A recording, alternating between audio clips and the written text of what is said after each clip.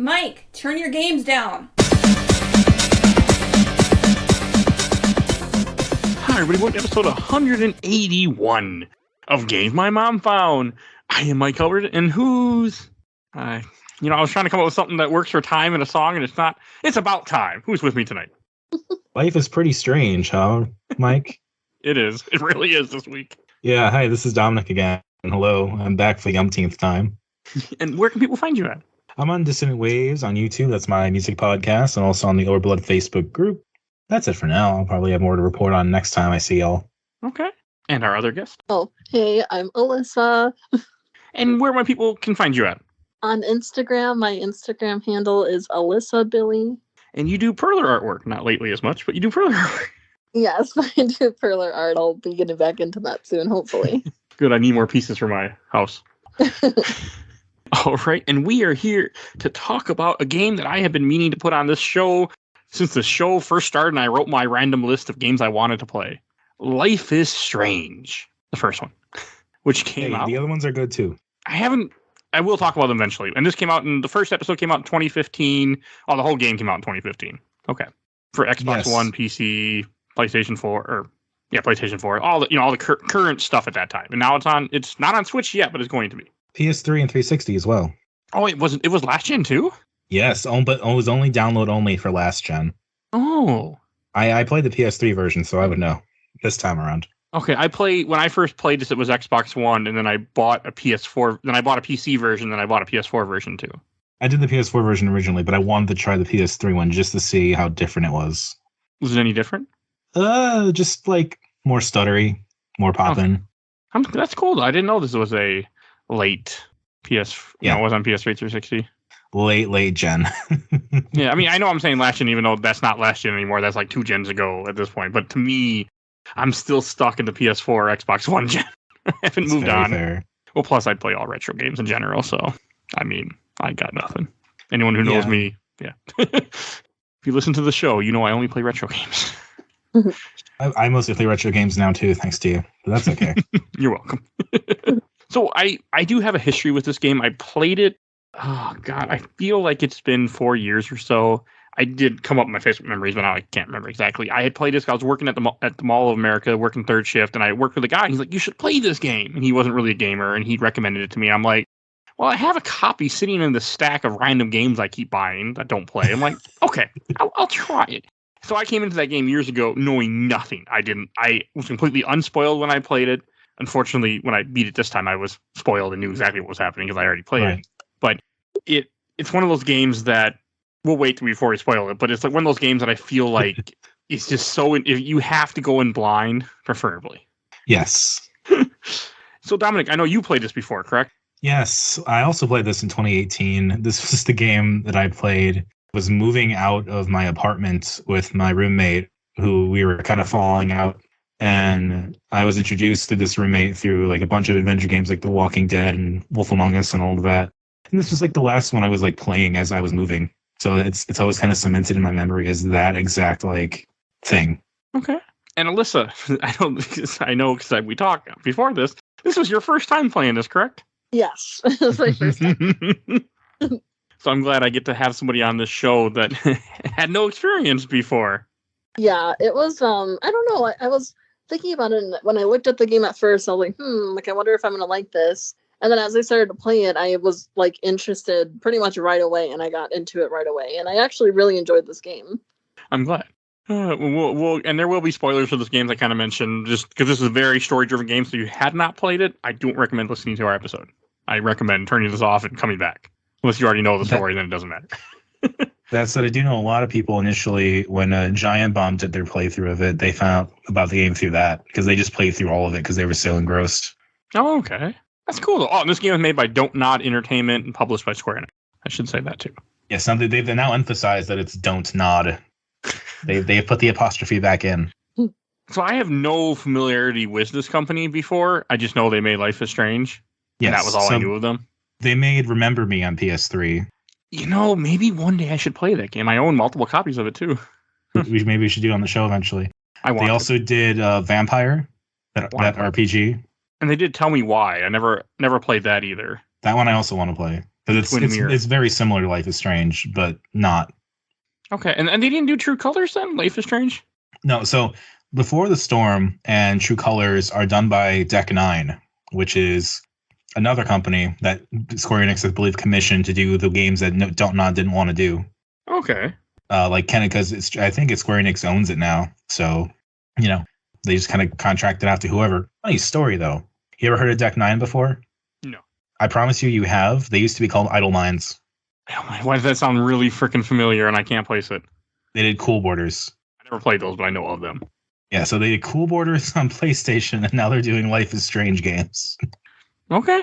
I'm a fan of the series, even though I haven't really touched it in a while. I kind of stayed away from it. Well, this game is just such a fascinating game that I felt like I don't know if another one could touch it the same way, so I kind of just stayed away from it. That's fair. I can understand that. I mean, so for those that don't know, hopefully you have played this, otherwise I'm still going to talk, is that it plays a lot like a Telltale game where your actions have consequences. People will remember what you said, things that you change. But the biggest difference with this game is, one, I feel like you have more control to move around than a Telltale game. Maybe I'm wrong. I haven't played many in a while. And the main thing is you have the ability to rewind time very quickly in this game. Something happens to her, we'll get into it. And then she gets the ability to turn back time mostly for small amounts of time, which is part of the gameplay element. Yeah.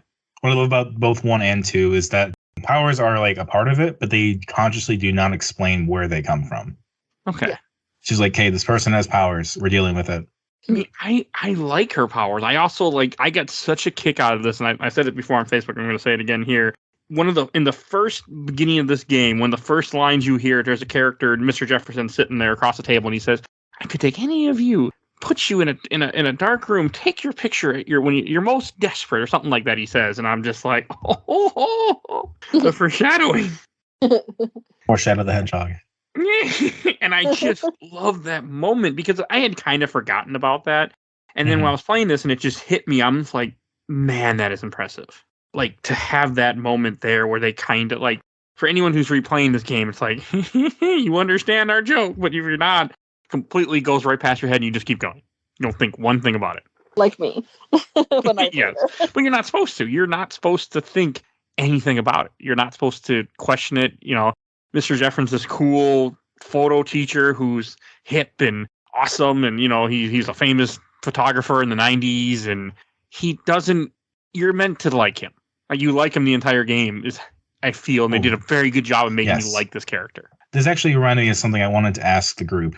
Academy, where Jefferson teaches and everyone goes to school. Is it a high school or a college?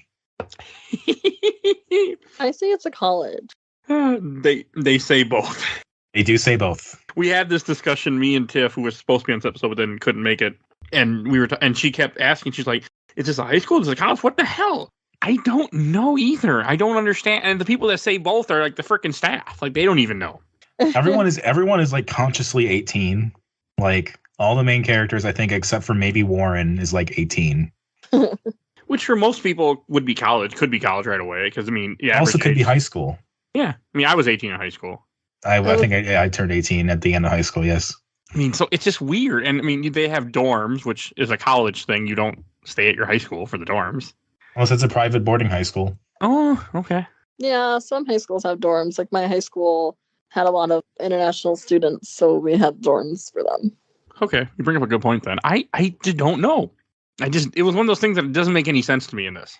I mean, again, it's not important, but it did bother me when I was playing through this game. I have to look through my notes because they did this a second time with another detail I can't remember. I mean, there's a few things that they walk around a bunch. They walk around about with a rewind time ability, which I didn't catch it because the thing about this game is you can walk around, you talk to students, you talk to NPCs in this game, and depending on who you talk to, different things can happen. People say different things, and when I play games, like any game, I find the people I need to talk to, and then I move on because it's me. And you're different than me, then Mike. Oh, I remember the other thing that they kept fucking up on. Yes. Because this is actually a spoilers for a little later on. Can we jump into it now? Sure, that's fine. Did y'all decide to get Nathan in trouble? Oh, yes. Fuck Alyssa, him. did you? Oh, I'm trying to remember. I'm like, did I? You talking about the very beginning when... Oh, yeah, because I told the principal, yeah. Yeah. The other, like, episode 2, I think you have to make the choice of who do you blame for what happened to Kate. Oh, yeah. Okay. I blame Nathan. And I blame. Yeah. So Nathan gets, like, suspended, right? But then they keep going back and forth. They're saying suspended and also expelled, but also suspended, but expelled. Oh, yeah, they do go back and forth on that. I forgot about that. Like, he's still on campus, but he's also, like, his family, like, owns the school. So it's, like, hard to say, again. In the famous words of Neil Diamond, money talks. So, yeah. I mean, I can buy that. I can buy the idea that the way I took it is that they weren't really sure what they were doing with the expel and suspend, because it could be people that were telling you that we're having false information. Unless it's staff that's telling you, like the school staff should know. Like, kids, I can understand kids being wrong because they're kids. I mean, Nathan, I think, does say both, but Nathan's an asshole, so. Right. And he's not a trustworthy character, and he's out of it the entire game, pretty much. I think even Madsen says expelled. It's weird. I wonder, I mean, Yeah. It's definitely not an error. It's got to be, it's an intentional choice. I just don't know why. I mean, I was thinking maybe because they're like a French studio, they weren't really sure. Like, they can only do so much research, but also it could just be like intentionally vague for like keeping in with style with the whole time changing thing. Yeah. It seems like a lot to stretch on, but it did bother me too. And it bothered Tiffany a lot too while she was playing this game. It's a weird element that they have in there. Yes. And like the whole way that she gets her powers is that like you have the beginning moment where you're in class and you have like any time travel story where you have an event happen, a couple odd things happen, people say stuff, and then she goes to the bathroom and she sees a butterfly, a random just blue butterfly she takes a picture of, which then triggers, essentially by her taking the picture, somebody comes in the room, and when she tries to stop her friend, this woman, the girl she doesn't even know who it is, gets shot. All of a sudden she reverses time somehow. And that's kind of what is the whole like premise of how the story starts and how she gets her powers. It's just randomly. Yes, and I really do like that approach a lot. I really like it more than like of really forcing a backstory. There is no backstory to how she got her powers. Right, but that's the thing. It's like, you have the classic Joker falling into a vat of chemicals thing, and I'm just like, I don't want that for this game. Okay, I can agree with that. When I was watching Tiffany play, she talked to the janitor at one point throughout this game, one of the later episodes, like 3 or Samuel. 4. Yes. And he makes comment about the world not being okay and something going on strange, like he understands it. Yeah. But everyone's understanding it too. Like, okay, the whole thing is about how the world is going off the rails constantly. Yeah. Disagree? I don't know. I mean, I guess I didn't really catch that too much. I don't know. I guess I get it. I feel like maybe like more of the adult kind of could sense that, but like not the kids. The kids are more into like all their dumb stuff that was going on, their drama. Yes and no. I don't know. Like, I feel like I had plenty of prompts to be like, hey, how about that snowfall? Hey, how about them whales? Well, that was all because of her time travel, is how I took it. Right. Yeah, that too. And I like the idea in a story that if you start fucking with time, time's gonna fuck back. Right. I like that idea. I do believe in the idea of there is a fate and certain things are destined to happen. Not everything, but certain things are going to happen no matter what you do. It's just part of the timeline. Yeah. So in other words, this is a multiverse game. Well, hey, technically you do make a multiverse throughout this game. So we're actually talking about it at the right proper time. Yes. The 616 universe. I was thinking more everything everywhere all at once, but that also works for Doctor Strange. Never seen that movie yet. Oh, Everything Everywhere All at Once is so good. I want to see it, just haven't got around to it yet. I also couldn't, because I played BioShock a whole bunch before this game, I couldn't get over how the lighthouse is constantly showing up. There's always a lighthouse. You never can seem to escape the lighthouse. But hey, unfortunately, this lighthouse, I don't think, jettisons you up into the air or jettisons you down into the sea. So, hey, I did love that, though. I love that it was there constantly. It just really amused me. And just the way that it does, like, it makes you feel for the characters. Very early on in the first episode, after you save Chloe, you have a whole scene where she goes back in time and she's trying to figure out that time happened. And, like, she drops her, like, earlier she dropped her camera. She does the same thing. Like, she takes a selfie of herself. And then the teacher says the same thing you said before. He asks the same question. What kind of process is the selfie process? Just like, and that's the same. I mean, that's the thing I think anybody who would be in the situation would do. They would start trying to do things that, like, hey, I have a vague memory of this happened and doing it too. Because I know I would do the same thing personally. Right. I do feel like, Max should be smart enough to like change what she's doing if she's redoing it again. But yes. But you would want to test it that you're not crazy. Yeah. But even after like the first time. Okay, Max isn't the best character, but throughout the game, if you can do the action, rewind, and do the action and rewind as much as you want. Unless you specifically change something about what you're doing, she will not change her animation. I'll just say video games. Like, yeah, it's like you can spill the soda all over the book as much as you want. She just will never think to not hit the soda cup unless you tell her to move it. I'm okay with that video game. I only did the one. I didn't do that one, but I know what you're talking about. I'm not exactly complaining. I just think it's funny. That's because Max isn't the best character. The best character is Chloe, the punk Chloe. Oh, I like Max though. But yeah, I do too. Really cool too. I just really like Chloe. Alyssa, do you have any opinions on Max or Chloe in the beginning? I don't have a problem with Max, but I like Chloe as well, though, because she's just, I don't know, she's badass. She is. Coming in hot and heavy. I just like the way it starts off. I like the dialogue. I like the fact, like, there was some guy making fun of the issue that when you're supposed to head to the women's restroom to save Chloe from getting shot, you can go and talk to everybody and examine things. I'm like, it's a video game, guys. Like, of course you can do that. Like, you can't complain that a video game is a video game when you're playing a video game. I do think it is Ashley Birch's best role. Who? Birch, the voice actor for Chloe. Oh, okay. She also does Aloy and Tiny Tina. Oh, I never played Borderlands, but I did play Horizon. Yeah, so like she's super like big in the like if you did the Outer Worlds, she was Parvati. But yeah, so like I think this has always been her best role because Chloe is just such a good character and very like realistic. So you kind of can rely more on just giving a natural performance and not like a sci-fi like heavy like terminology type thing. Oh, hey, she was also in a game that I like, Aliens: Colonial Marines. I'm not kidding either. But okay, she did it. I think she did an amazing job with it. It felt very good. Max felt a little wooden sometimes, but I felt like that was just kind of fit the character of Max though too. Yes, because Max is very confused about what's happening to her, which is a bit of a waif. Yeah, it's realistic. Go fuck your selfie. Okay, that line was great. Actually, I do want to ask Alyssa. It was your first time. How did you feel about the dialogue? I loved it. I don't know. I thought it was great, but I don't know. I feel like I don't know. It's just like your typical either high school or college, dialogue. But I don't know. I got really into it. Like I remember, in episode 1 when Chloe gets shot or whatever, and you have to like rewind time and like figure out what to do. I was like legitimately panicking. Like I was like, oh my gosh, I need to save her. And I had to redo it like 3 times because I didn't know, like, I was grabbing the thing too slow and I didn't rewind, like, far enough.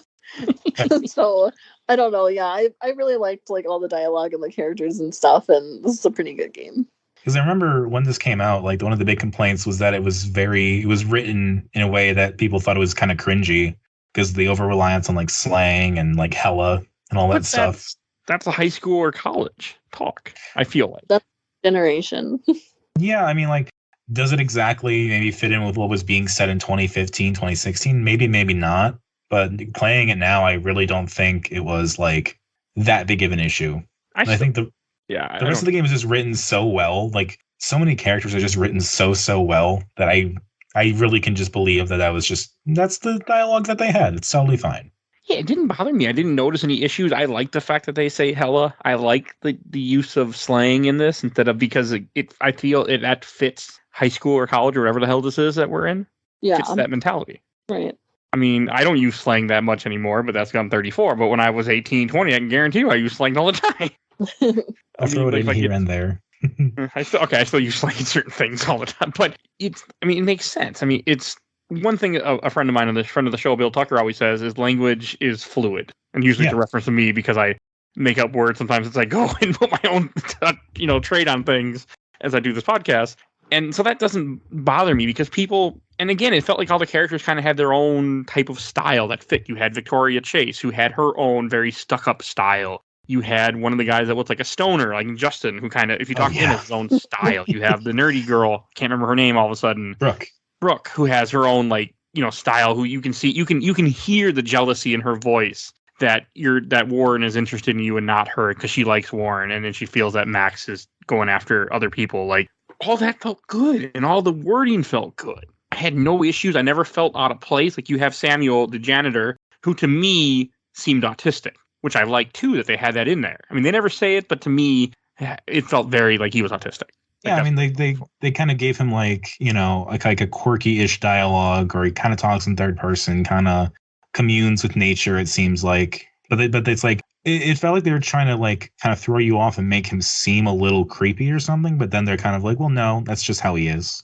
And like Matt's Chloe's stepfather. I mean, he comes off as an asshole, but he also, as a guy who's worked with many people who used to be ex-military, he sounds just like an ex-military guy. Yeah. So like I've worked with a guy who was ex-military, who'd always be like, you can complain to me when you do, 94 days in a row, 12 hours a day, then I will listen to you. And it was because one day he did it in the Marines. So he always had to bring that up every time people would complain. Like, I did 20 days in a row with no break. Like, Right. So Madison I felt like he was very close to that same thing. And what were you going to say, Alyssa? Oh, nothing. I was just agreeing with you. Oh, I'm okay with that. I won't complain. Honestly, my favorite character, just like, not like my favorite character, but like, I think the best written character is Warren. Warren's good. Because he really rides that line of like being interested and really into Max and kind of creepy about it, but not like so creepy that it's like off-putting all the time. But also like definitely wants to bone. Let's go 8, Max. But it's like done in like a realistic way where it's like he's kind of confident and kind of not, but kind of nerdy and kind of finding himself, but also willing to like beat people down. There's a lot of kind ofs and like modifiers in that sentence, and I think that's a really good example of how dynamic people really can be in real life. He's a really good character, I think. Like I like the fact that he's essentially trying to bone her all the time, but he's not doing it in a mean, creepy, weird way. He's just like, hey, let's go on a date. I got to get tickets to go see a movie. Like, it felt very 18-year-old. Like, he still cares about like her and what she's doing. Yeah, which again feels very much 18-year-old. High school male, early college male, I'm assuming. Mm-hmm. So I thought that was good too. Like, that was a good aspect of it where, he's trying to make time for her because he has time because he's a kid. But, at the same time, like, he's trying to come up with ideas and dates and things to do. And I liked his character. Except the only thing that was wrong is every time he say ape, the thing that kept popping in my head was a damn NFC ape. So, and that's not his fault. It wasn't existing when the game came out. I'm like, fucking A. Oh, Warren would be so into NFTs. Oh, NFT, that's what it was, yes. And it just kept popping in my head every time I heard that. And he went, let's go ape. And I'm like, I bet this guy would have the ape frickin' NFT as his profile picture. Oh, absolutely. I don't know, it bothered me. Those stupid apes.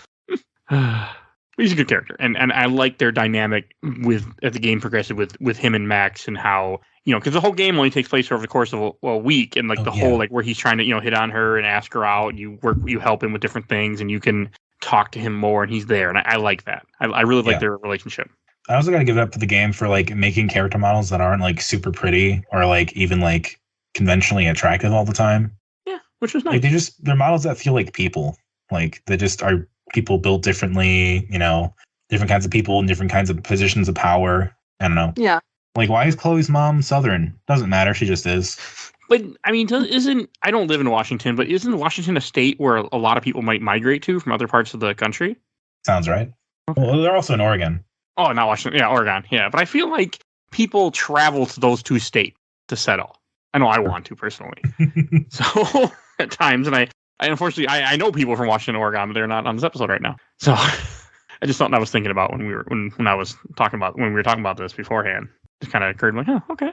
I can keep talking, but I do want to hear, Alyssa, what else you liked from the first episode, or at least from the beginning parts of it. I don't know. I mean, I like, it was a really good way of like introducing like how the game works, because I like in the beginning, I don't know.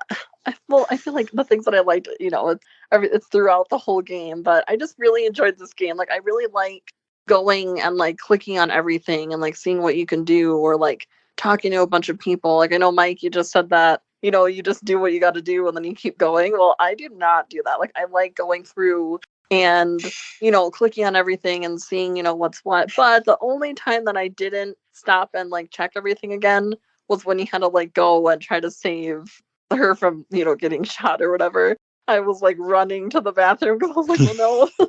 I'm like booking it over there. But all the other times, I would try to go and, look through like everything, because I don't know, I really like that. Like, I like, exploring and seeing. So, yeah. there's so much flavor to this world. Oh, as a word to use. Like early in the first episode, you have a scene when you're not really choices where you have to use your timey-wimey powers, and Victoria, this bully who won't move from the stairs to get into your dorm, you have to then turn the sprinklers on. Then you also have to have the paint fall on her after the sprinklers went off so she moved. Because I did it where I did the sprinklers and I rewind, then I did the paint, and then it didn't work because the paint falls and doesn't hit her. So you got to make sure you do both in the rewind. Right. Yeah. I thought that was a cool little touch. Were you guys nice to her, or were you guys like rude? I was nice. That was nice. Yeah, it was nice too. I tried to play games like this nice in general, and I also tried to follow the decision of the needs of many outweigh the needs of the few, and that idea, that's how I try to live my life, and to do the right thing, what I consider the right thing in most situations. I try to do the fair thing. I try to do the good, the good thing in quotation. I approach every situation differently. I like being nice to people, but I also know when people are bad and they don't deserve it. Or when people just let things happen because they're paid really cushily, and they let anything happen as long as they get their alcohol and booze and money. Yeah. Oh, another thing about like the first episode is I know you have to get the flash drive, you give it to Warren, you have kind of introduce you to all the bunch of different students. Mm-hmm. And I know you meet Chloe is it the end of the episode when you meet Chloe and realize it's Chloe? Like halfway through. Yeah. Or like 2/3 of the way through. Where do they go after that? They go to her house. Okay.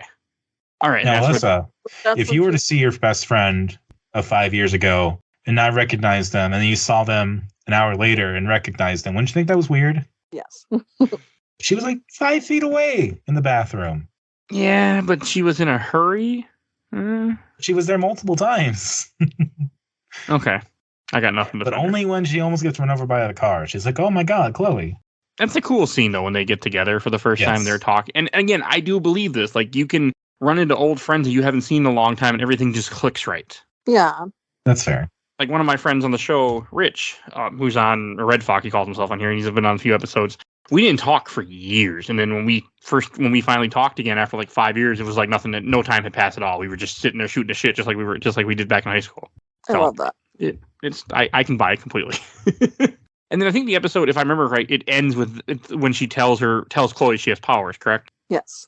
Okay. Right, but you're skipping over the entire scene at Chloe's house. I am. I don't remember it. Well, they have Chloe's kind of talking about, general things of what happened, kind of like they start referencing that her dad's not around and that she has a stepdad. And you kind of find out that the security guard that you were dealing with earlier is the stepdad. And then you have to go hide in the closet, basically, while she confronts the stepfather confronts her. Well, then you can't even hide in the closet because a bunch of stuff falls. I literally was in a panic trying to find where to hide, and then I ran out of time. I was like, okay, whatever. But at least when you run out of time, the game just goes black and white, and it makes you rewind. No, otherwise you don't. That time, he could just come in and see you there, because that's what happened. Yes. I tried to be under the covers, and she's like, I'm not a kid anymore. I'm not going to hide there. And I was like, oh my God. That's cool.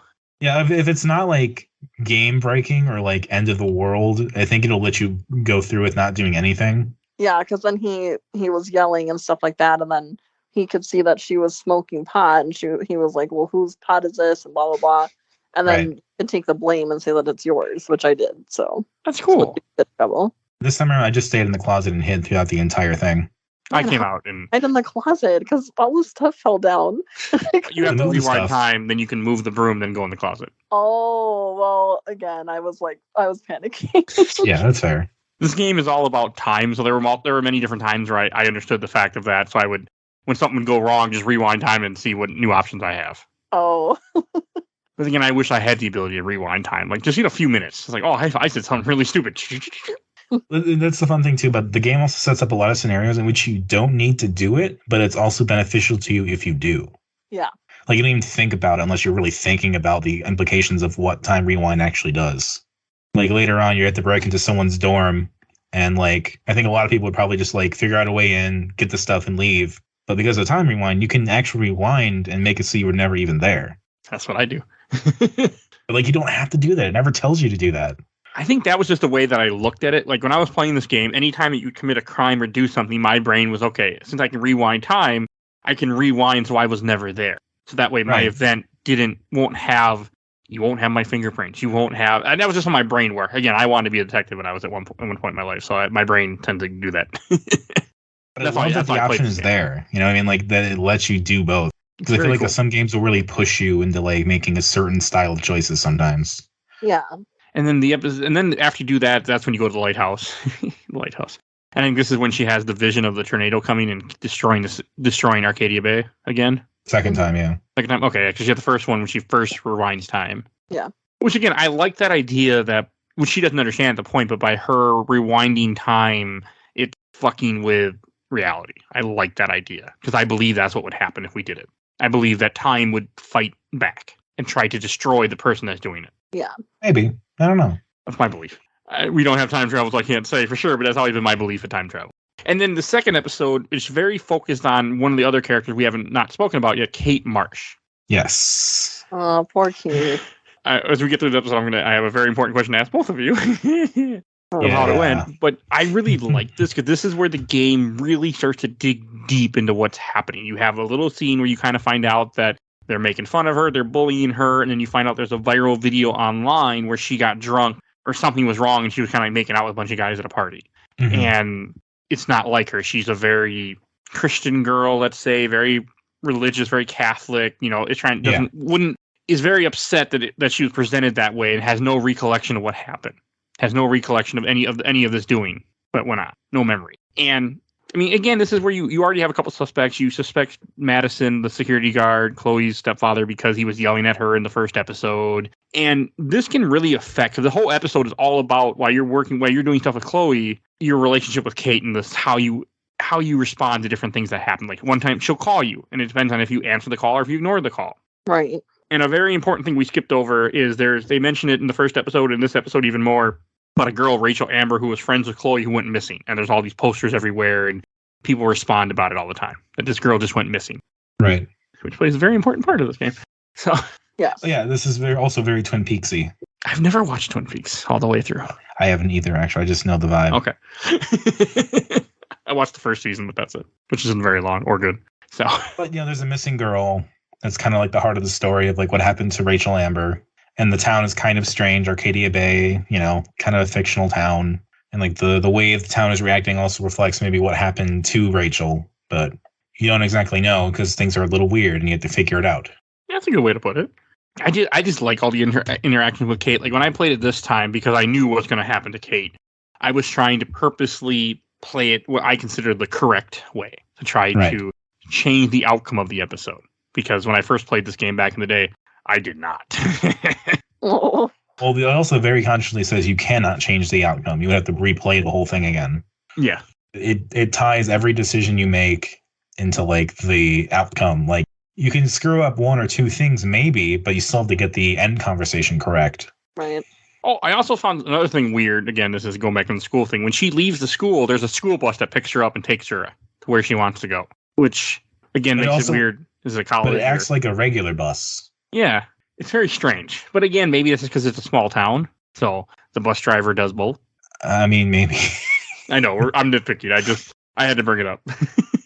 It's one of those things that's confusing. Like, it's a school bus, but it doesn't pick people up like a school bus. It's a school bus that acts like a regular bus, but also has a very distinct route for students from the school. Yeah. It's a downtown. That's how I took it. Yeah. Which makes sense, though. Like a small town, you'd go downtown. Yeah. That's how I took it. I don't know. I just thought it was very amusing. And I also like how another thing that this game did to me was very cool is when she puts the earbuds in, all of a sudden you hear all the music as she hears the music. And I like that I love it. Anyone who listens to the show knows I don't listen to games sound all the time, or most of the time. I did for this game 100% of the time I played with headphones because I wanted to capture the voice acting, the music, all that story in my ears. The way this is the game that you did this for. Yes. Wow, that much sunshine. How dare you. It works. I mean, the music, the music that they pick for the different parts, the score really, I felt captured the moment that they're trying to tell you a moment. And I mean, none of them are big songs. I mean, I didn't recognize any of them, but I felt they worked well. Oh yeah, they're like indie cuts, acoustic cuts. Yeah. I believe there was not a big, but like a musician that worked on the soundtrack. That I think that's where a number of these songs probably came from. I'll look it up real quick. But it's a nice touch. Yeah. and it worked well. But yeah, no, this is the one that worked for me for the music. Is I'm not gonna say it isn't Jonathan weird. Morelli. Jonathan Morelli of the band Sid Matters. That's cool. No idea who that is, but that's so cool. A French guy in a French band. That's why I have no idea who that is. Okay. Hmm. And then in the second episode, you go to the diner, and that whole little feel to me felt very much like a diner in a small town. Oh yeah. It really, I felt, captures that feel. And just the way that, when you see Joyce, Chloe's mother, and how friendly she's like, oh, it's been so long to see you, and just makes you breakfast and everything. Like, all that, again, does speak Twin Peaks to me, too. But she didn't ask, this is one damn good cup of coffee. There was none of that, so. So they're not going to completely, but they're not going to completely copy it, but they're going to reference it. Too bad you couldn't order a cherry pie. That would have been funny. Cherry pie is what he orders in Twin Peaks. So I'm looking, apparently the song American Girls, which plays in one of those moments where Max puts the headphones in, it might be the first one or the second time. Yeah, that was featured in the OC, that old show. Oh, that's cool. Never watched it. I feel like whenever there's a big music moment in TV in the 2000s, it was from the OC. I also get a kick out of how you have to show Chloe that she has powers by watching the diner, and you have to get four or five things correct of what happens, or four things correct to show that you can tell time. I did like that. I thought that was a really cool little touch. Yeah. Because that's a way you'd have to show somebody. You'd have to be like, okay, I'm going to predict these different things that are happening, because they wouldn't believe you otherwise. Right. So it was just really cool. And the way she reacts. Yeah, and it's a character-driven story, so then naturally, like, Chloe's nature overtakes it, and it's like, okay, let's go fuck some shit up. And I love how throughout it changes. She calls Max different things. Like, she calls her Super Max. She calls her, Spider Max. Just different names like that. And I really laughed at that she took all these different comic book heroes and then changed it with put Max in there. It really amused me. Yeah, it's very realistic. Yeah. I also like seeing the occasional fictional thing they had going on, like Hot Dog Man. Oh yeah. Hot Dog Man is a much bigger character, surprisingly, in Life is Strange too. Okay. To the point that I had forgotten that Life is Strange originated the character. All right, I look forward to playing that someday, maybe. Maybe. It's on my list.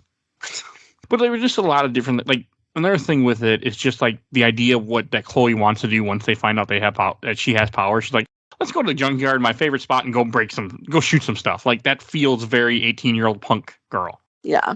So I completely bought it. No question right there. Even though finding the bottles is really, really annoying. But yeah, it's still something to do. And I mean, it has good music. The game is just progressive. Like, you just run around an open area trying to find an item, find 5 items. Wasn't bad. And I just really like their relationship too, though. Like, I don't know, there's your typical, like, best friends, type relationship. Like, I really like the storyline of their relationship throughout the game. Does a really good job of really showing it, I think. Yeah. I'm assuming it's pretty realistic to how 2 women would be. I'm assuming. Sure, I don't know. Well, maybe like it's definitely a little bit different because like the romantic side of it or whatever. But I'm just saying, like, just how they are is just like I don't know. I appreciated their friendship on there. Okay. And one thing I wanted to mention that I forgot about is Max has a love of cameras, and I think is it in Max's room or somewhere else? You see a bunch of old cameras in like a collection. It's in her room. Okay. Jefferson's room also has some. Okay. Yeah. I mean, and I thought of you, Alyssa, because you actually have a bunch of old cameras too. Because I love cameras and I love photography. You take selfies too with a Polaroid camera? Maybe. I mean, I'm used to people taking selfies, but I like they did make it very creative that she takes selfies with a Polaroid camera all the time. Like, that is a creative thing. And I do like Jefferson's one comment, like, selfie, a terrible word for a cool process. Yeah. Now, real talk though, was her actual image selfie, the one she was going to submit to the contest, that cool? Yeah. I like it. Because I'm like looking at it, I'm like, that's all right. But I'm like looking at the other ones that people submitted. I'm like, oh my God, that's so much better. Oh. I like her photo. I also like how all the photos are like drawn in a way. Yes, they're so stylized. I really, really like that. Yeah. I have no love for photography. I've never been that guy. I don't have an eye for it. Oh. It's just not my thing. I've dabbled in photography. I was a film major in college and all that, so I do have some affinity for it. But I was definitely not like a photography major focus person. So it's like, I get it, but I'm also not right there with them. I mean, some people, like Alyssa, I know, you're into photography, correct? Because you like cameras. I mean, that's a thing. I mean, people like always look for that perfect shot in a way, right? Like, that's a... Yeah. or the idea of bringing your own style out. I know one of my friends is big into photography, and she takes a lot of pictures and things like that. And I'm happy for people, but I've never been my. Yeah. I do take plenty of pictures. I take plenty of pictures, but I also was really amused at this that they don't say face. I think do they say Facebook in here? They say FB. They do. They say Facebook at least once. I like that. I wonder how much that cost them, but I like that. I was also really surprised to find that out. Yes. I think it's a nice little touch. Yeah, it makes them more realistic. It didn't bother me. Like, I know some people might have been bothered by it, but I like that. I also think it's perfect of a high school that they're using Facebook because that's, or whatever the hell this is, because that's accurate. Yeah, absolutely. Did you two have, Daniel was the Hispanic student, right? Yes. No, yes. Did you two have him draw the picture of Max? Yes. Yeah. That was the first time I figured out you could do that this time around. And so it's like, watching that little plotline develop was really fun. I never talked to him again, unfortunately. Like he posts a picture on like Facebook, and then people start to like it, and it gets brought up throughout the week. Yes. Like you see how people like sometimes will bully him or react positively. The game is really good at setting up like different little things that you can just kind of keep track of if you want to. But it also is like I didn't really bump into him, or at least I don't know. I wasn't really looking for him after that. Right. But the game is also like ready for you if you are. Like if you like, to me this time around, I only talked to the homeless woman behind the diner one time, but there was a whole plot line you could have found if you kept going to her in the random times you were there. Yeah, all the little, like every character almost has its own little plot line, which is really nice, and it makes it feel very much like a lived-in world. These characters feel real. Oddly enough, just like Chrono Cross. I can't wait. A game about time and many characters and changing fates. Yeah. So we're going to call Max Caulfield Surge Caulfield instead now? Sure. Why not? Well, Chloe has the blue hair, so... There's one point in the junkyard where if you have Chloe shoot the bumper of the car, she shoots herself. And she's like, fucking Max, like, rewind time now. I do love that a lot. It amused me. And this is when you get introduced to Frank for the first time as in episode 2. And Frank is an asshole. But I feel that Frank was also very believable. He feels like a person that you would see as like a drug dealer who's hooking up all these preppy, rich high school kids that are probably wearing Abercrombie. So he feels like it. He fits it. He got all these tattoos. He's an asshole to you. He wants his money. Like, everything makes sense with that. And when you first meet him, he threatens you with a knife because he was threatening Chloe because he wants his money and he heard you guys shooting. You can either try to shoot him or you can not. I tried to shoot him, of course. What did you do, Alyssa? I tried shooting him. Okay. Oh, I definitely tried shooting him. I mean, I knew what would happen because I kind of remembered. I'm like, well, fuck it. I got the rewind time. Worse and worse, I just rewind time. And then I do like you have a small scene, but again, this game does such a good job of bringing these characters together, like where they're walking on the train tracks, which is something I did many, many times when I was a kid, and I like that. I mean, and a terrible, like, again, you should never fuck around on train tracks, and I did all the time when I was a kid. So, but I understand. And then she gets her foot caught in the train track. So it's like a switch moves or something, right? Well, she just gets caught. Okay. But you have to move the switch or whatever you have to do. Yeah. I like how there's 2 different ways to do that. You can either get the fuse and replace it, or you can just break the fucker. Yes. And I think breaking it has a consequence, but I'm not sure what. I think the train derails, isn't it? Oh. Maybe I'm misremembering. But I didn't do it. I did the the fuse. So I don't know. What was that, Alyssa?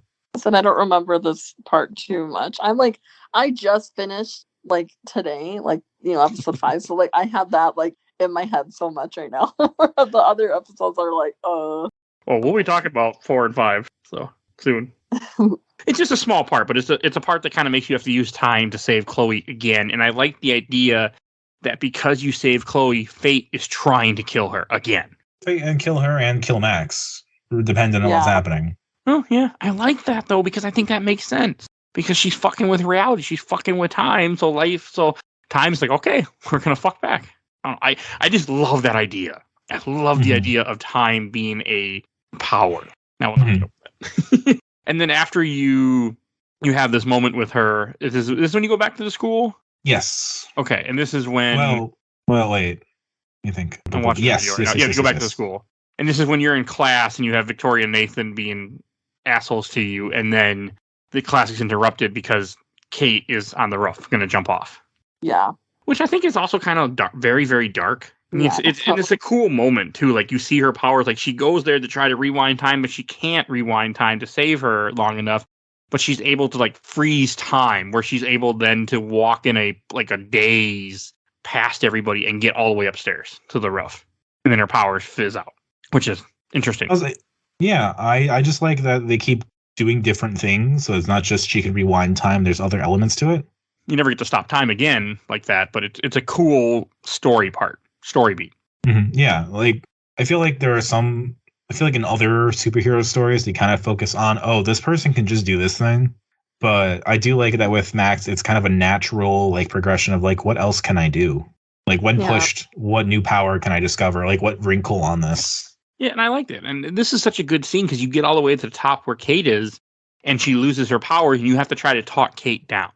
And depending on how you responded to earlier things, like at one point, Kate tells you, well, should I go to the police or should I not report it? I told her not to report it, which I don't think was the right decision. So not to report it this time because as it makes very clear, the cops will do nothing. Yeah. Which also kind of feels very realistic for what happened to her. Yes. Unfortunately, it does. So I can okay. And it's just a good scene where she's just going to jump off because she can't deal with with the bullying that people are doing because of what happened, which again makes sense. And her solution is jump off the top of this roof, which I could. Yeah. I'm terrified of heights. No fucking way. I used to work at a parking structure and it was like 4 floors high or 6 floors high. I remember sitting at the 6th floor looking down, and my coworker sat on the ledge and just put his feet over him like, fuck no. Like, oh my god. No. I mean, and we had people at that job, not when I worked there, but the people that would jump. It happened at times. And I'm just like, no. I mean, no matter, if you're going to commit suicide, no. I don't know. Heights are just nope. Nope for me. But that's what I thought when I saw this. And the shocking thing, too, for me is that, I mean, she will go through with it. It is not an empty threat. No, you can save her if you say the right thing. Right. I got close. I got into the last one. I said, live for your sister, and then I quoted the Bible. I think I quoted the wrong one. Yes, I think it was Matthew something you had to quote. Yeah, because she jumped off after I quoted the Bible. So because I don't know the Bible. Right, but if you looked at her Bible in her room, you would have seen the verses. Oh, or if you knew the Bible in general, you might know those. The verses. But it specifically says, "Oh, that's my favorite verse." Oh. So you have to know which one she wanted the most. Okay, it would help to read things sometimes, huh? That's the benefit of actually scrolling over every inch of every environment you're given. That way you can learn about Juliet and the pregnancy test and everything. Oh, I didn't see that. I think it was Juliet. The one who was having the boy trouble next to the bathrooms. Oh, yeah. Yeah, that was her. Yeah. She has a whole pregnancy thing that they're just straight up she got it taken care of. And it's okay, so what happens with her and the boy she was with and all that. But that's just stuff you can find out and kind of bond with her about that and kind of get to know her situation. I like it that's there. Yeah. But you also don't need to interact with it at all. But it's if you do the work and you figure it out, and then even then, that's kind of where you start learning oh shit, I really fucked up because it's you can just find the pregnancy test and she gets really mad at you. So then you have to just rewind back and be hey, I heard about this. That's cool. I like they do that. So it's because I guess time travel really works itself naturally into quests and side quests, but that's a good way to put it, though.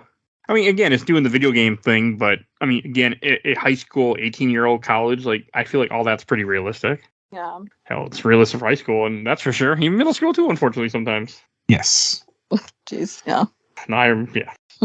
And then, the way the chapter ends, but also the thing I think is so cool is you can save Kate. It depends on how you play this. When Tiffany played this, she saved Kate. I did not, Kate jumped. And the game alters for that. It doesn't. There's a whole extra scene in, I think, episode 4 where you go visit Kate at the hospital. Yes. If you save her.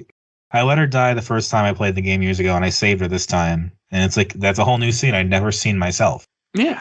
I just saw it when Tiff was playing. I'm oh, that is cool. And then she gives you some information that then leads you somewhere. I thought that was cool. Yes. I really like that. And then it's also, if the 3rd episode starts, I think, or either starts or episode 2 ends, where you can then blame Nathan, Madison, or Jefferson. One of them. I blame Nathan, of course, because yeah, fuck Nathan.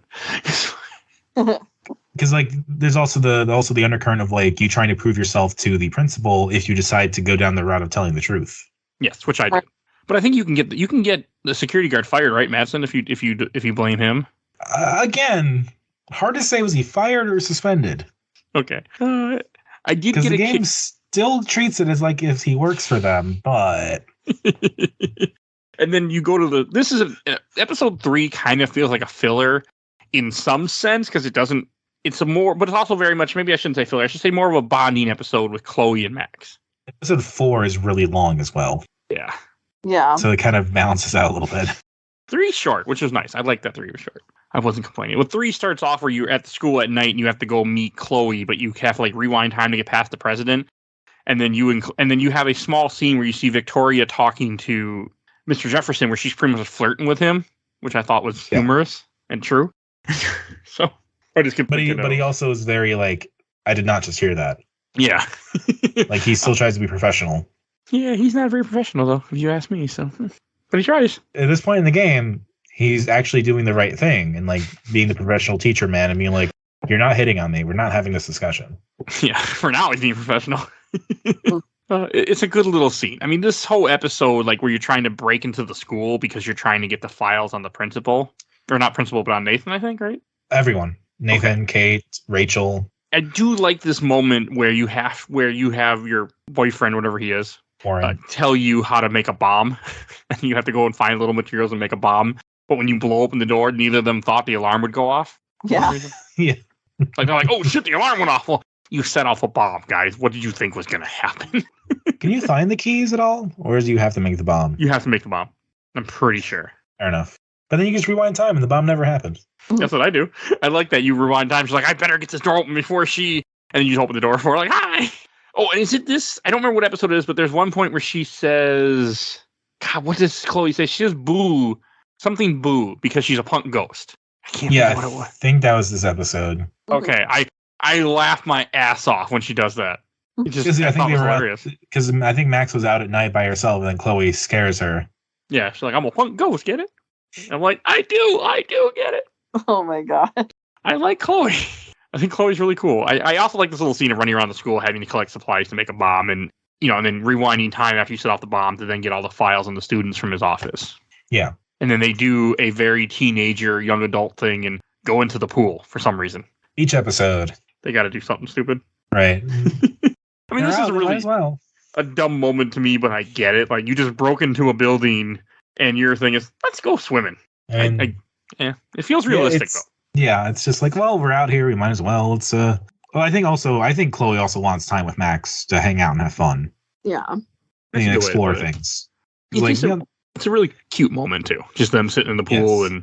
And then it leads on to other things where after you have the pool, you have, when you're about to leave, thankfully you got dressed already first, you have security come in the building, realize you're in there, which is not surprising because then you turn lights on. Yeah. I mean, when you break into a building, it's usually a good idea not to turn anything on, Yeah. It gets people's attention. I mean, I thought there was going to be attention from all the flashlight waving they were doing. Yeah, they were doing a lot of that. And how they don't get caught, like you have to like hide in the bathroom, then go back to the pool, then you run out the door. I mean, that's how I hid, at least. I hid it by the stalls. And you can hide in a couple different places in this part, though, I think. Yeah. But you hide, So I don't think I hid. I think I just kept, like, dodging them. Oh, on rewinding time, or just dodging? Like, if you, like... Yeah, you just keep dodging. You don't have to hide anywhere. Well, I didn't, like, hide. I didn't press that button prompt to hide. I just stood by where the stalls were and waited till he passed. Yeah. Because he doesn't walk all the way down the hall where the stalls are for some reason. Yeah. Which really doesn't make sense. If you were looking for somebody, you would walk down the stalls. Right. Well, I always took it as they are reacting to Madsen saying there was a break-in, but do they believe it? Are they sure? Okay. That's a good way to put it. Okay. And then, like, the part that I found kind of unbelievable when they get into the truck and they drive off and the guys run towards the truck and then don't see it, like, you think they would notice, why is there a random truck in the parking lot? Let's take this license plate down. Maybe they did, because Joyce does say later on that she knows. Oh, okay. That she knows they were there. Don't even bother hiding it. That's cool. I didn't catch that. I don't know, it's a small moment. I mean, me being the good person, it's not something I ever would have done in life, but it does fit a couple 18-year-old punks. And then I think there's not much else in this episode. I think there's them bonding at the house and where you can, like, go against Madsen, I think, at this point already. if I remember correctly. And this is, oh no, there's more. And this is where you have to change into Rachel Amber's clothes because your clothes all smell like chlorine. Yeah. Which I think is also kind of really cool thing because then everybody reacts to you differently after that. Yeah. They call you an asshole and or they call you, you look like Rachel, or they make comments to you. I don't know. I got a kick out of that. And so next question is, as you go through, you end up going to Frank. You have to get the keys from Frank because you want to get into his yes RV. I like this where you have to talk to random people in the diner to get them to say certain things, and then you have information to get Frank to be a dumbass and put the keys out. I love just walking up to Frank and spilling his beans on the ground. And pouring the beer on him. Well, that too, but just the beans. My beans! I was eating those! I didn't do so that. Stupid. He gets so mad. They waste his beans. He paid for him? Oh, it's just funny. It's just a cool little moment to fuck with him. Like with the beer, he's like, why would you do that? Now you're dead. But no, with the beans, he truly freaks out. So now you know how to upset somebody. Spill their beans. Just a small moment. But so my other question is, like, I like how you have to get him to put the keys on the table, and then you grab the keys and then rewind time so he doesn't realize you have the keys. Yeah. Because he's like, I'm going to kill you. And you just, you know nothing. I do like the idea that anything she picks up or anything she has, if she rewinds time, she keeps it. But if somebody else picks it up or somebody else does it, it doesn't hold with time. Yes. Little thing that does play a part. Next episode. And then I think, so when you go to Frank's trailer, you have the choice to either throw the bone in the street or throw the bone in the parking lot. What did you do, Alyssa? I did it in the street. Oh, you devil. Jesus. More Pompidou. Oh yeah, you don't want to say that name, by the way. In episode 4, if you say the name Pompidou, he gets pissed. He's like, "How the fuck do you know that?" Oh jeez. Tiff did it when she was playing. Like, oh, wrong option. Because then he realized that you're the one that stole his keys and went into his RV. Yeah, I think I threw the bone in the street the first time, but I definitely did not do it this time because holy shit. I did it by accident when I hit the button too quick, but I rewinded immediately because I didn't want to kill the dog. Because there's a dog. Oh. Yeah. You didn't rewind, Alyssa? Maybe not. You're like, fuck that dog.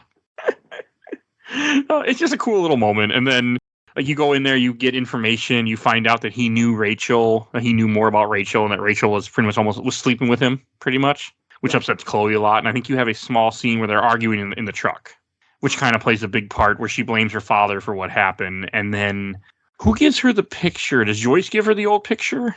Yes. Okay. Joyce gives her an old snapshot they took the day that Chloe's father, William, died. And she starts to stare at it, and the picture starts to talk. She starts to hear words from the picture, and the picture starts to move. I didn't catch it.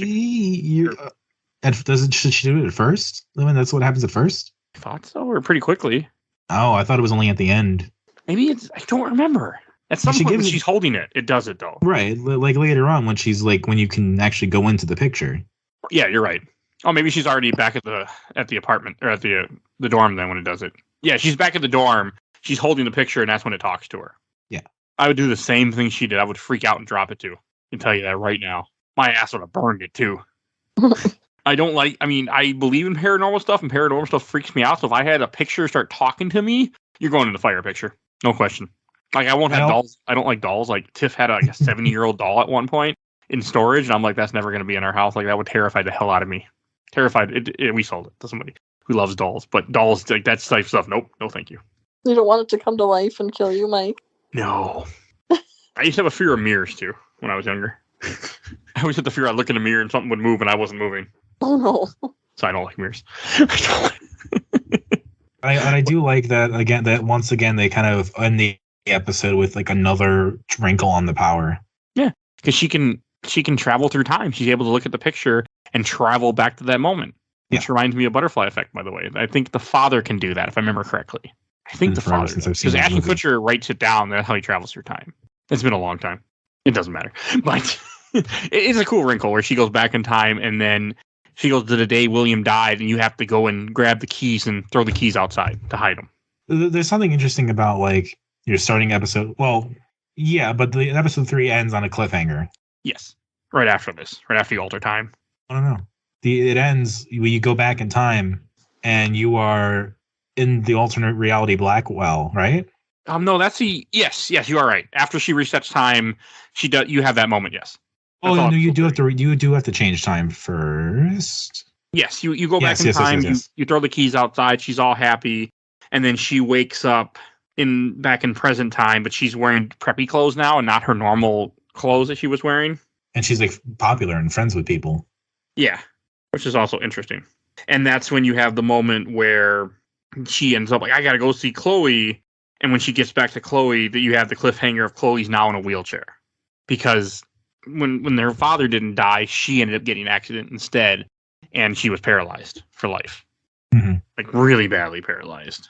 And that's kind of a very good moment to show you like what fucking with time does and how much it changed things. Yeah. So I thought it was pretty cool. I really liked it. I think it's really sad too. Like when you go back, because again, I feel like being paralyzed like that could almost be worse than death, depending, like in her state of mind that she's in and everything.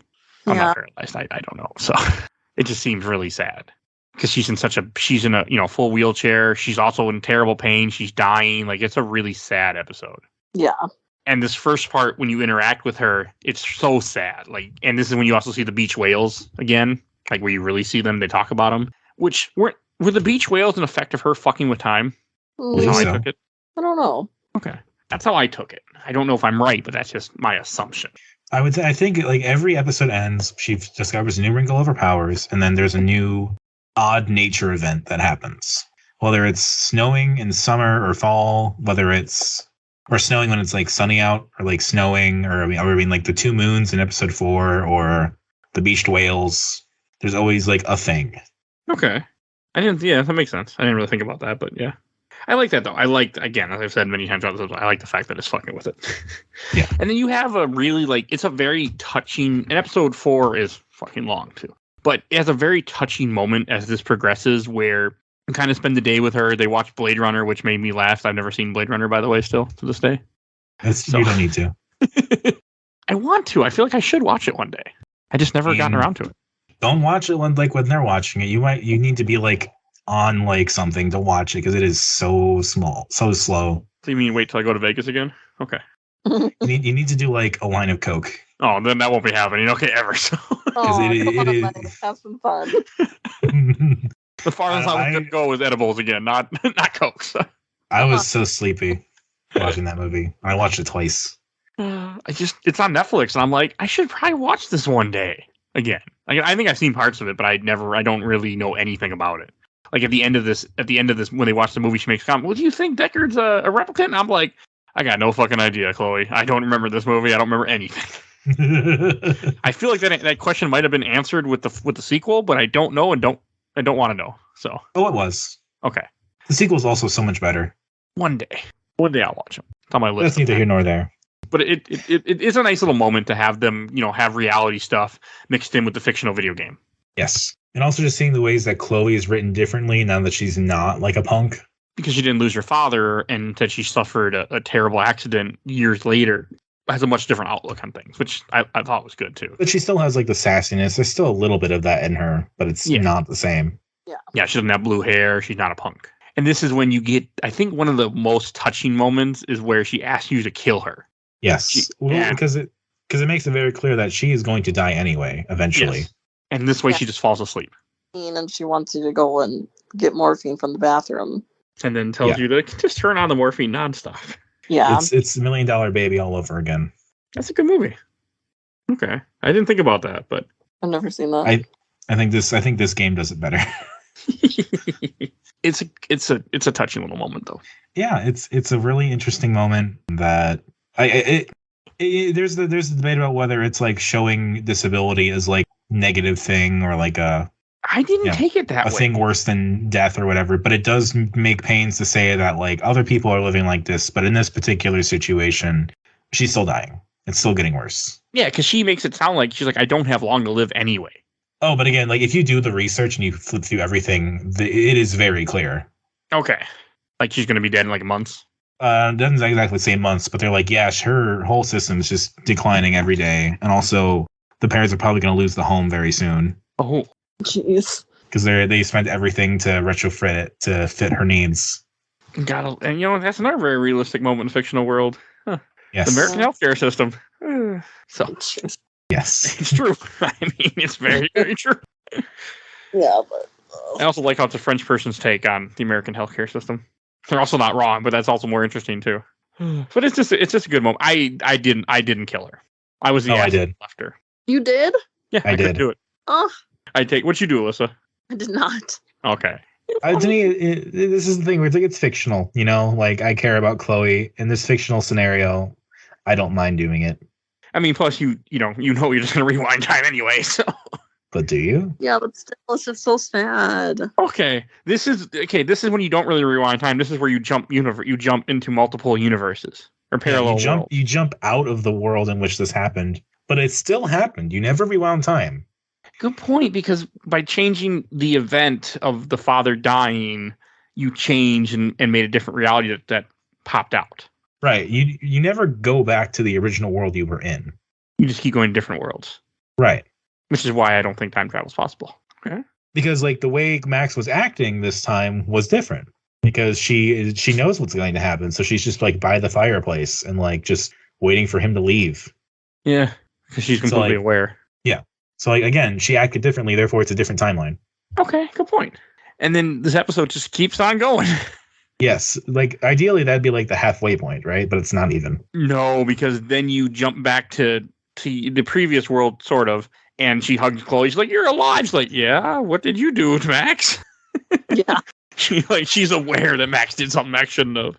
And this is where I think you have a good moment that I think is really entertaining in one sense to me, and also disturbing.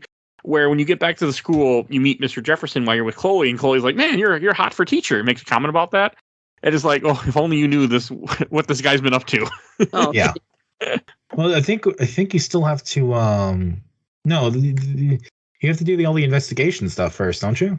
No, the investigation stuff's after, because this is where you go. Oh, this is when you go during the day. You go during the day, and you have to go to Nathan's room, break into Nathan's room where you use the fire extinguisher to break open the door. Then I rewind time so the door never broken, because my mind is like, you break open the door, he's going to be aware somebody was in his room and somebody broke the door. But if you unlock the door, he might, I forgot to unlock it. He's not going to think, well, I banged it with my fire extinguisher next to it. Like, you're not going to forget that. Or, realize that was an accident. I have a complaint with this room, though. It's a simple complaint, but it just bugs me in fiction when fiction does this. One of the things that he has in his room that you can examine, he has a bondage poster. And I don't like it how they have the villain type guy has like that, because I feel like it's trying to say that it's evil in a way, and it just bugged me, personally. Yeah, that is, I'm not the biggest fan of that. They do it with other things, too. So, other fiction, I've seen it. Yeah. I don't know. It just irritated me. Yeah. But I do like how they kind of show his room, and and the fact that where you have to find, like, you have the very Scooby-Doo moment where you see, there's scratch marks by the couch, and you have to move the couch to find his hidden phone. Right. It's very Scooby-Doo-ish. I will say, for the record, I don't think Nathan is into that. I think that was just a byproduct of what he was doing. Okay. Good way to put it. It's just a little wrinkle that's there that things do sometimes, and I bring it up whenever it shows up. I fully support you doing that. And I do like I think it's funny they get Nathan's stuff, and then right when they're about to leave, Nathan walks in, and he's like, "What are you doing in my dorm?" Except they could be visiting other guys. Like, they know Warren. They can say, "Hey, we're here to see Warren." Right. Instead of just... And also, he has been in her dorm before, in her room. Yeah. Because he's the one that wrote something about "fuck you" or "slut" or something like that in her room. Something like that, and like put a picture of her head on a platter in her room or something. Okay, I don't remember that. He's just a weird idiot. And this is where you have Warren, who backs you up, and you can either stop him or let him beat the shit out of Nathan. Oh, what did you do? A second time. Yes. I let him beat him up. Yes. He deserved it. I stopped him. Oh. I let him beat him up. Good. He probably deserved it. I was used to going on the date with Warren as well. You went on the date with Warren? I said yes to doing it. It never happened, but... Oh, I said yes, too. Because Warren's a cool guy. Also, Warren reminded me of me when I was 18, so... But I think I said no the first time, which made him a little bit more distant. Well, that makes sense. But it's just cool how he wants to help you, and like you don't let him because it's a girl thing that you guys are trying to solve this crime. Even though he probably would be good to bring along, But then he'd probably get killed too, so that would not work out too well. And then he wouldn't have the picture to save the whole day. So, probably good you didn't take him along. Yeah. And then this is... Oh, sorry, keep going. No, I'm just remembering the sequence of events. So this is when you go back to the room, I believe, and start the deduction work? No. No, you go to Frank, because when you went to Frank's trailer earlier, you took the drug book, but you couldn't read it because he wrote it in code. Not a very good code, but he wrote it in code. So you have to go to Frank, and this is where things can... I should turn that off. This is where things can change a lot. where depending on what you say, you can Chloe can shoot Frank, and if Chloe shoots Frank, then Frank's dead. You can leave Frank dead if you want. I did not. I rewind time and then made her throw away the gun and then did it. I did too. When Tiff was doing this last night, she made the mistake of saying the dog's name. This is when I realized, the dog, he gets really, really pissed when you say the dog's name. Yes, I did that too, and then I rewound. And then Chloe stabs him in the leg. She doesn't kill him, but she stabs him in the leg with his own knife. And he's like, fuck you guys, and he gives you the key anyway. It was a strange little moment. But then you can also just talk to him and have him just let you in. You have to use violence. He doesn't appreciate when you tell him, though, you gave the keys already to me. He does not appreciate when you say that. We already been in there. Because Tiff did that too. I just made it so that we were cool and he liked me. Did you try to shoot him though earlier? Yeah. Okay. Because he gets really mad about that. Oh yeah, but you can calm him down from that. Yeah, I calmed him down in my playthrough, and he gave me the key. He gave me the key to open it. Oh, he just gave me the decoder. Yeah, he gave me that too. The decoder. Yeah. That's what I meant. Oh, he also gets shot in the leg too, I guess.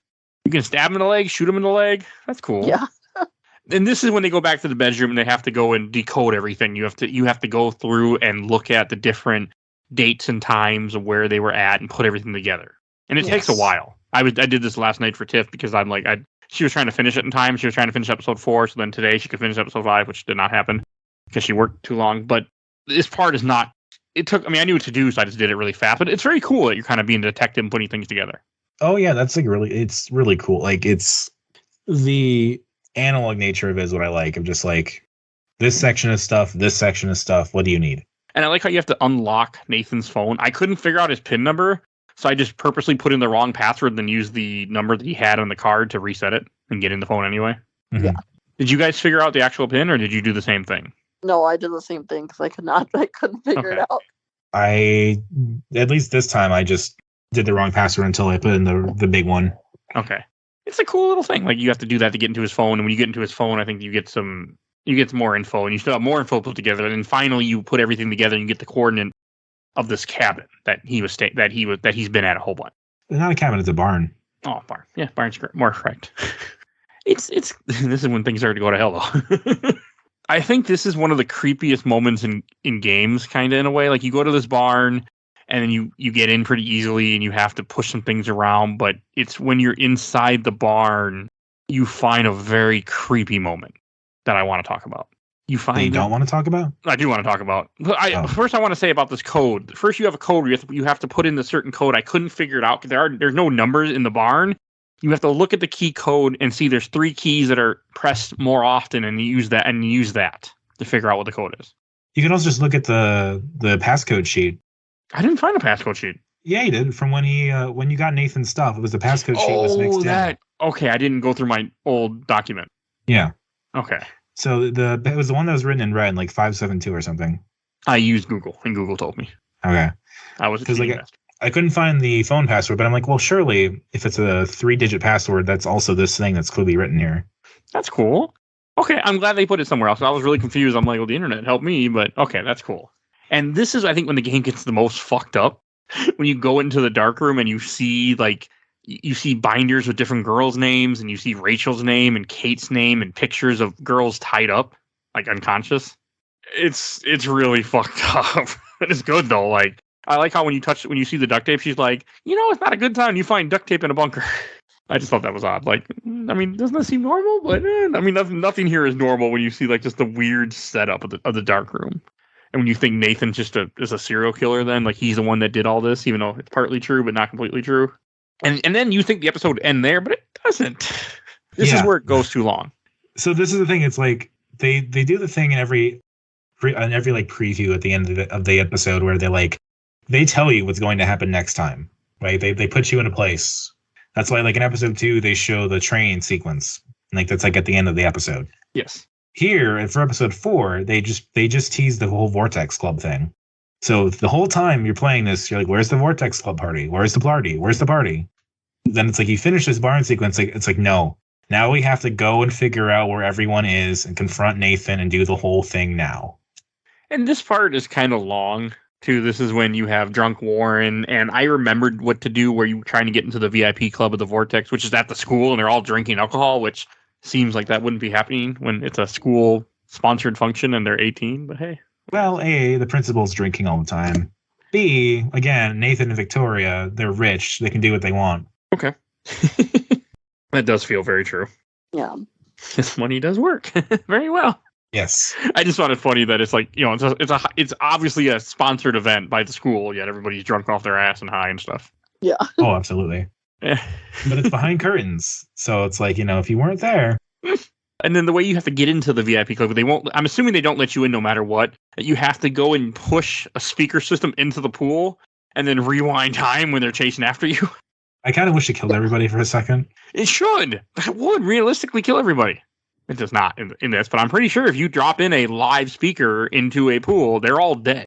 Yeah. In episode 5, they have the whole electrocution sequence too. So it's like, if that worked then, why didn't it work this time? But hey, whatever. Yeah, it's kind of weird that they didn't have that. I don't know. Maybe it's too gruesome. They're like, we're not going to let you do that. We'll let you do it with one guy. We're not going to let you do it with a whole bunch of people in the pool. No, I don't know. A little thing. But then I thought it was just a cool way. And I remembered exactly what to do from my previous playthrough, so I just went and did that. And then as you progress through, you run into Victoria. And then when you were in the dark room, you saw that Victoria had a photo album. Alyssa, did you warn Victoria? Yes. Okay, same. Dominic? Oh, absolutely. That's the right thing to do. And then you warn her. I don't think it affects very much because when you are in the dark room, you see her there too. Yeah. So I don't think it changed much. But I think more it's that you win her trust and your relationship is better. Okay. Yeah. Because this is still the reality where she never turned in the selfie picture, correct? Yes. Okay. Yes. You go to the Vortex Club. She gets a text. Chloe gets a text message that you find out Nathan's not there, and then you get a text message from Nathan saying he's going to burn Rachel's body. Which I forgot to mention. You earlier you went and found Rachel's body. Yeah. And then Chloe freaks out. Then you go I don't remember when it was, but you do find Rachel's body. You find Rachel's body. Well, you find Rachel's body before the Vortex Club sequence. Okay. Because they found it when they were at the dark room. Okay. Right. They found where she was in the dark room. So then after that, they go to the Vortex Club. Chloe's out looking to kill Nathan, basically, as Max is doing all of this. Then they get a text from Nathan saying that he's going to hide the evidence once they get out of the Vortex Club, which makes them go back to Rachel's body, except it's not Nathan who did this. It was Mr. Jefferson. So, Alyssa, since this was your first time, what did you think when that happened? When he shoots Chloe in the face and then gives her the drug, Max the drug. I was like, when I was playing this, my jaw was on the ground. I'm like, what on earth is going on right now? I was in so much shock. And I warned you. I'm like, this game's going to get a little weird, just to be warned. It's such a good mystery moment. Like, when you find out Mr. Jefferson was the killer and manipulating Nathan the whole time. Yeah, it's just nuts. Because he was like, oh, I'm like a father figure to him. And so it's easy to get him to do what I want because he wants to do what I do. It's a really messed up plan when you think about it because you're weighing your anonymity on an idiot with a temper, which is not a smart thing when you're a serial killer to weigh it on other people involved. Ask H.H. Holmes how that worked out for him. He's betrayed by his assistant, who he then killed, and they arrested him. Mr. Jefferson also did. Yes, because he kills Nathan. He's like, I sent this from Nathan, so when I killed him. It's not even on the camera. It's just off screen. It happens. He's just dead. Mm-hmm. It's a good little thing, though, because it makes sense. When I have watched enough documentaries about serial killers. When you're a serial killer, you can't have partners. You can't have other people because they always have the keys to your jail cell at any moment to lock you up. Lock both of you up, but still, you don't want people having that information. I just really like the idea that this guy's a freaking just serial killer, rapist type thing, whatever the hell he is. I thought it was interesting that when she looked at the old, because she had no memory of what was going on or anything, but then she was able to look at the old pictures, or not old pictures, but the pictures that he took, and then time travel to that point, and then be able to know what was going on. Oh, and this is the end of the episode, right when all this happens, right when he. Oh, the end of the episode is when you find out that it was him. Yes, and then the episode ends, and you go into episode 5. Yes. Yes. So what I was talking about was And episode 5 is where you wake up in the dark room. Yeah. Oh, it is a fucked up moment. Yeah, because it's like she goes through it and then it makes you relive it with her. Yeah. What he was doing. So he would tie people up, drug them out, and then take pictures of them when they're laying on the floor, drugged up. Yes. Yeah. It's really messed up. Also, I mean, I know this is a real thing with serial killers. They always have trophies, but is it really a good idea to catalog all your murders? Like, it's probably not a good thing. But also, like, where was he going to sell those? Like, where is he going to get recognition for them? Just for himself, because he's insane. I guess. That's how I took it. But I feel like, well, the thing is that, like, at some point, some of those pictures got out. Because I think before you find the darkroom, you kind of find some pictures like that, don't you? Of Kate, but not exactly. Okay. You don't ever see, like, where you can really tell what's happening. Right. I don't know. It's just one of those moments that's always stuck with me in games. Like, I always remember that whole thing when you find out that Mr. Jefferson is a freaking serial killer. Yeah. Like, it is so good. And just like when she's trying to talk to him and she's all drugged out, and then she sees a picture on the table when she was less drugged out, she thinks, based on the picture. And then you go through time where you're just laying on the floor, duct taped together, your hands. Yeah. Like, it's so fucked up. He's just taking pictures of you. I think he's going to kill you, too, if I remember correctly. Yeah. Oh, that's the plan the whole time. And this is where she convinces him to give her the photo book. Well, she was like, "Oh, I noticed you still have my journal." And then he was like, "Oh yeah," and then he like throws it on the ground in front of her because he has no idea what she can do. Right. I like how he's yelling at you like you're moving around. He's like, "Stop moving around! Stop it!" He gets so mad. He gets so mad and it's like crazy. And he calms down right away. He's like, "That's good. That's good. Just like that." I feel that fits the serial killer motive too, because he has to be calm in order to get away with what he's been doing you obviously can see, like, with all the different minors, he's been doing this for a while with many different women. Right. Like, this isn't his first abduction. So he's gotten, like any serial killer, they get good at it and they get used to it and they get, pig-headed, for lack of a better word. Ignorant. And they're not ignorant, pig-headed. But this time, for whatever reason, he decided to rack up a whole body count and kidnap more than one person, which... Yeah. I don't know exactly why he wanted to do all of that this time. I mean, he's getting confident. He's getting sloppy, and which is, again, if you study serial killers, there's many different ones that have been caught because they got stupid and they kept doing it. Like Ted Bundy, for example, he got caught, escaped jail, and kept killing people. Like there was one time where he attacked a dorm room, killed multiple people, and then ran away and then killed more people that same night. Right. Like, I mean, serial killers, they can't, whatever is with a person that does it, they can't help themselves. And I think this game does a good job of showing that with Mr. Jefferson. And he just cannot help himself. It does really such a good job of showing how psycho he is. Yeah.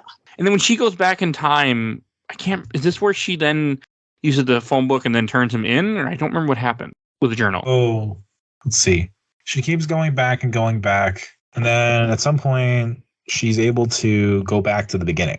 Yeah, like No. Yeah. How does she do that? No, she keeps finding multiple pictures where she's more awake, and she uses that to jump around, and then he finally throws the journal at her. Right, and she wants to go back and like do everything to prevent this all from happening. Yes, but I think she fails. Sort of. When she goes back, when she's back in the classroom, I think that was when she was trying to find David's phone number, like to. Oh yes. He wants to blame it on him early, make it so the week didn't happen the way that it did, so Chloe survives and everything.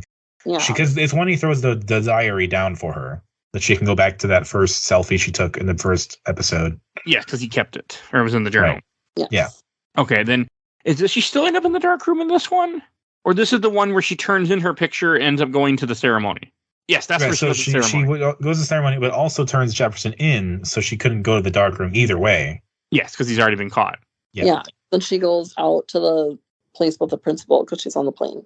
Yes, and it's at the place in San Francisco. I think it's San Francisco, where she's at the art museum, where Chloe then calls her and tells her that there's a hurricane's going to hit the town and kill everybody. Yes. Yeah. And then she's freaking out and she's trying to focus on her picture to go back. And I thought it was funny because someone comes up to her and is trying to talk to her, and she's like, "Not right now." I thought that was so cool. I do like her picture. I think her picture is cool. Alyssa, so you're a photography person. What did you think of this picture? Is it award winning to you? I really liked it. I mean, I loved how all the other photos were in the background of her and stuff like that. Like, I thought it was really artistic and different. So now you know what to do. Copy Life is Strange and see how many people actually know what you're doing. I guarantee you a lot of people wouldn't know. Apparently big enough to win a contest that sends her to be feted by the art world. It's really cool. Well, what was crazy is I thought it was crazy that this doesn't happen until later, but I'm just going to bring it up so I don't forget. when she goes back to the classroom again, and that piece of paper is thrown at Kate. Yes. Yeah. And then she goes and looks at the piece of paper, and then it says, like, if you're reading this, Max, like, you're dead. And it was Mr. Jefferson. Oh. And it had, like, XOXO. Well, that's because by that point, the whole reality has changed, and now it's just specifically targeting her. If you read it originally, it's something about Kate in the video, like in episode 1. I didn't read it originally because I didn't even think to look at it. But then I was like, oh yeah, I'm like, and then I looked because that was when everyone was like disappearing, and it was just her in the room. Right. But yeah, originally it was about Kate, but now, yeah, everything is targeting Max once we get past the whole party sequence where she's at the gallery and celebrating her success. She goes back again to fix things, except now everything is truly fucked up because she's fucking around too much. Yeah. I also like how she keeps having nosebleeds constantly. Yeah. Yeah. Which reminds me of Stranger Things. Mr. Jefferson's like, oh, like, I must have given you too much, like, drugs. Let me loosen it up a little bit so it doesn't happen. Like, okay, yeah, because she goes back in time using the picture at the art museum, rips up the picture, and then that alters time again or a different dimension. I think then she ends up in the dark room again. Yes. Right, because it's somehow this means that Jefferson burns the diary. Yes. Mm-hmm. Yes. And so, like, I was thinking about, like, does this mean that, because it's like, if you think about it, is this an Inception sequence where if you take so much time in a certain timeline that you're outside of, does the other timeline that you're technically supposed to be in also still progress? I would say yes. Because, like, once you go through the whole Chloe sequence, the alternate reality with Chloe, you go back and it's not the same time that she went. Like, it's evening and you're with Chloe in your dorm. Oh. Which could be a different scenario, but she was just in her dorm by herself originally. She went back when she went to the alternate reality with Chloe in the wheelchair. Yeah. And then came back with Chloe there doing research, yada yada. Good point. So my question then is, does this mean that through her adventures going back through the diary that was thrown on the floor, did he just burn it right after that? He burns it in one of the realities, but I forget. I think he does it by accident, he says. Maybe. I can't remember. Right, no, he's just like, I got ahead of myself and I already burned your journal. And this is where he's going to inject you with the drug to kill you. Right, but that all could still happen in the original version of you being there. Yeah. There's nothing that says that the diary has been burnt out of order. I think the first time I played, I assumed he just collected it and then burned it after that, but maybe not. I just felt like he had it because it was on her, like it was in the car or something with her. Maybe. That's how I took it. See the cause and effect of ripping the photo earlier causing the burn to happen. I also felt that it was time doing its thing because time, she did it using time. So time's like, fuck you, you ain't doing it anymore. I burned your book. Mm. That's how I took it. That time, the fate was trying to stop her altering it too much. But she did enough.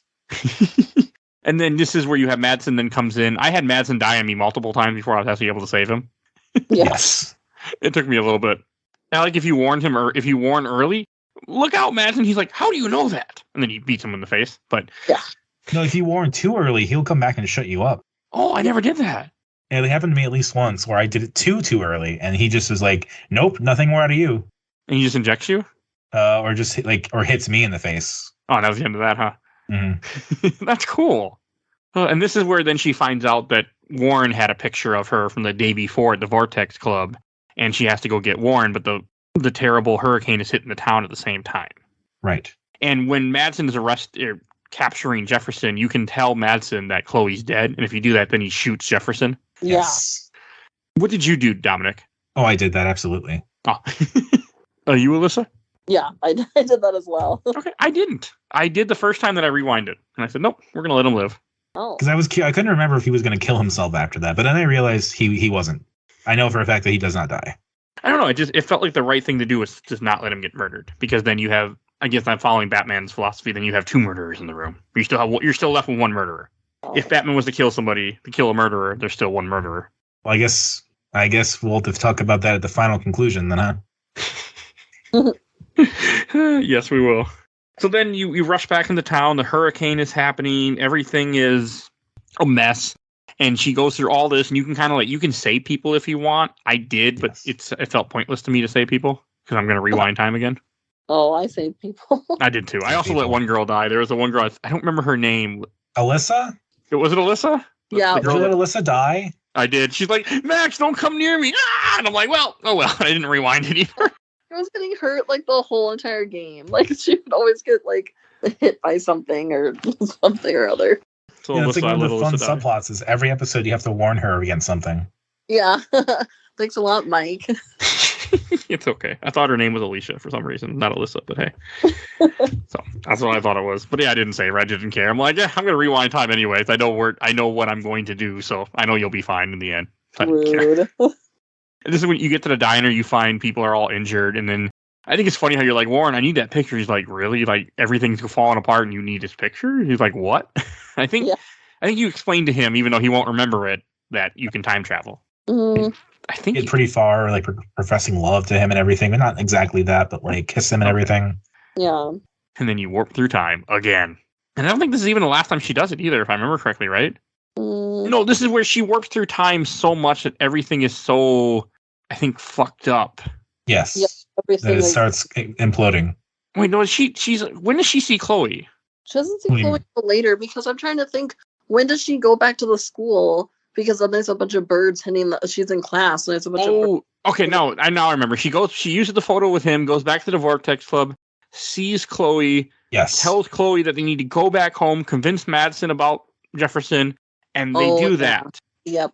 Oh, but also does the thing of like, I'm not going to remember this in 5 minutes, so good luck. And that's when she wakes up on the lighthouse again with Chloe, and then everything is the hurricane's about to hit, and and Joyce is dead. Oh, I must have passed out because they're walking up the hill still. Yeah, and then this is where Chloe has the original picture, I think, of the butterfly. Yeah. Yep.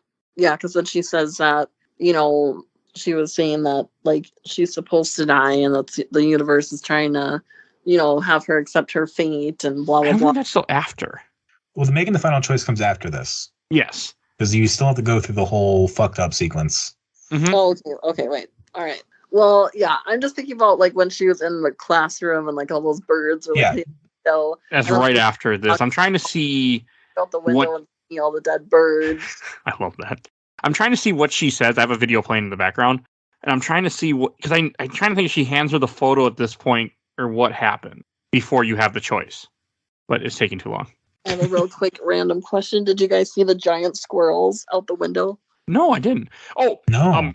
What happens is she just passes out and then wakes up back in the classroom. Yes. Okay. But no, I did not see giant squirrels. Where were they? When she's in the classroom in the weird time? Yeah, when you go out into the hallway, you can like look out the window and there's like giant squirrels so you can take a picture. That's cool. I really like the birds hitting the windows and nobody notices but her. I know, and then when you look out the window, you can see all the dead birds like on the floor. It makes me think of Condemned. Every time I see dead birds, I think of Condemned. Nobody? Okay. Good Xbox 360 exclusive. Wait, what do you mean? The game Condemned. You have dead birds. Oh, yeah. It's a good game. That people don't talk about. I really like that game, by the way. Really do. It's on PC also. And then this is where you have like Alyssa was saying, everybody disappears, and then I like how you go in the hallway and everybody's talking all weirdly and everybody's walking backwards and everything is in reverse. Yeah. Mm-hmm. Oh, well, then I think, this is when she saw the note that it said that she was dead. Yes, this is also when she sees the doe that leads you to the bathroom. Throughout this game, every so often she'll see a doe, a random like ghostly doe walking that kind of leads her to places. Which could be Rachel or not. Okay. It makes me think of Harry Potter. Me too. Yeah, it's a Patronus. And this is where, when she goes into the bathroom, then you get into the weird Metal Gear Solid part. Yeah. I like this part. I also like the idea that time is hunting her, where you have to like sneak around people with flashlights that are looking for you, like Nathan, Madsen. Well, Dr. before this, we got the whole Jefferson. dorm sequence. I did. Were you going through all the doors? No, that's after this. Figure out what doors you go through, which I like that it gave little hints like on the little whiteboards by the doors. I think this was first. I'm watching a video right now. First was the sneaking around, then the dorm. Oh, okay. It feels like the dorm came before, maybe not. Oh, let me check. I cannot tell. I'm pretty sure I did not. No, I think maybe I skipped too far ahead. I can't figure it out. If it was the dorm, the video I'm watching went really fast through the dorm. It's also a speedrunner video, so. Yes, you're right. You do the dorm with all the doors that keep changing, and you go through the doors and you play as different. You play as somebody else and have to go in then their door. Yeah. Like the game testing you that you know what the hell whose name is what. He played Victoria. I think he plays Rachel even. Yeah, I think but you on Rachel. Maybe. figure out their dorm rooms, you just look at the whiteboard or whatever, or Yeah. the corkboard, and then it has like their rooms. Well, first you have to find the key, which took me a while. I kept going through random doors and random doors and random doors until I realized I found the key, and the key had a door number, and I went in that door. Yeah. Oh, and I also got to say, there's one girl named Taylor in this that kept reminding me of Taylor Swift all the time whenever I saw her. I wonder if that was intentional. I'm pretty sure it was. It really reminded me of Taylor Swift, like a young Taylor Swift. Hmm. And then you have the sneaky moment, which I think the sneaky moment is kind of cool. I was a fan of it. I was a fan of it. You could kind of brute force it, except for the parts where you couldn't. I tried to sneak, and near the end, I just started rewinding. So there was like one bottle I really struggled to get. Oh, you got to get those bottles? Yeah. Oh, I thought you had to. I grabbed a couple, but I don't think they did anything. No, I think I just took a picture. Okay. You take a picture and it does it shoots it like you did before. I thought that was part of the whole thing. Oh no, I only grabbed like 2 or 3 and she didn't do anything with them. I'm like, what's the point of these? It's probably for achievement. So there was one bottle that's like stuck. I can't remember exactly. It's like, in like a junkyard-esque area. And it's like, because it's like, but then there's like 3 people kind of patrolling in the area. So you have to like evade all of their flashlight beams and yada, yada, yada.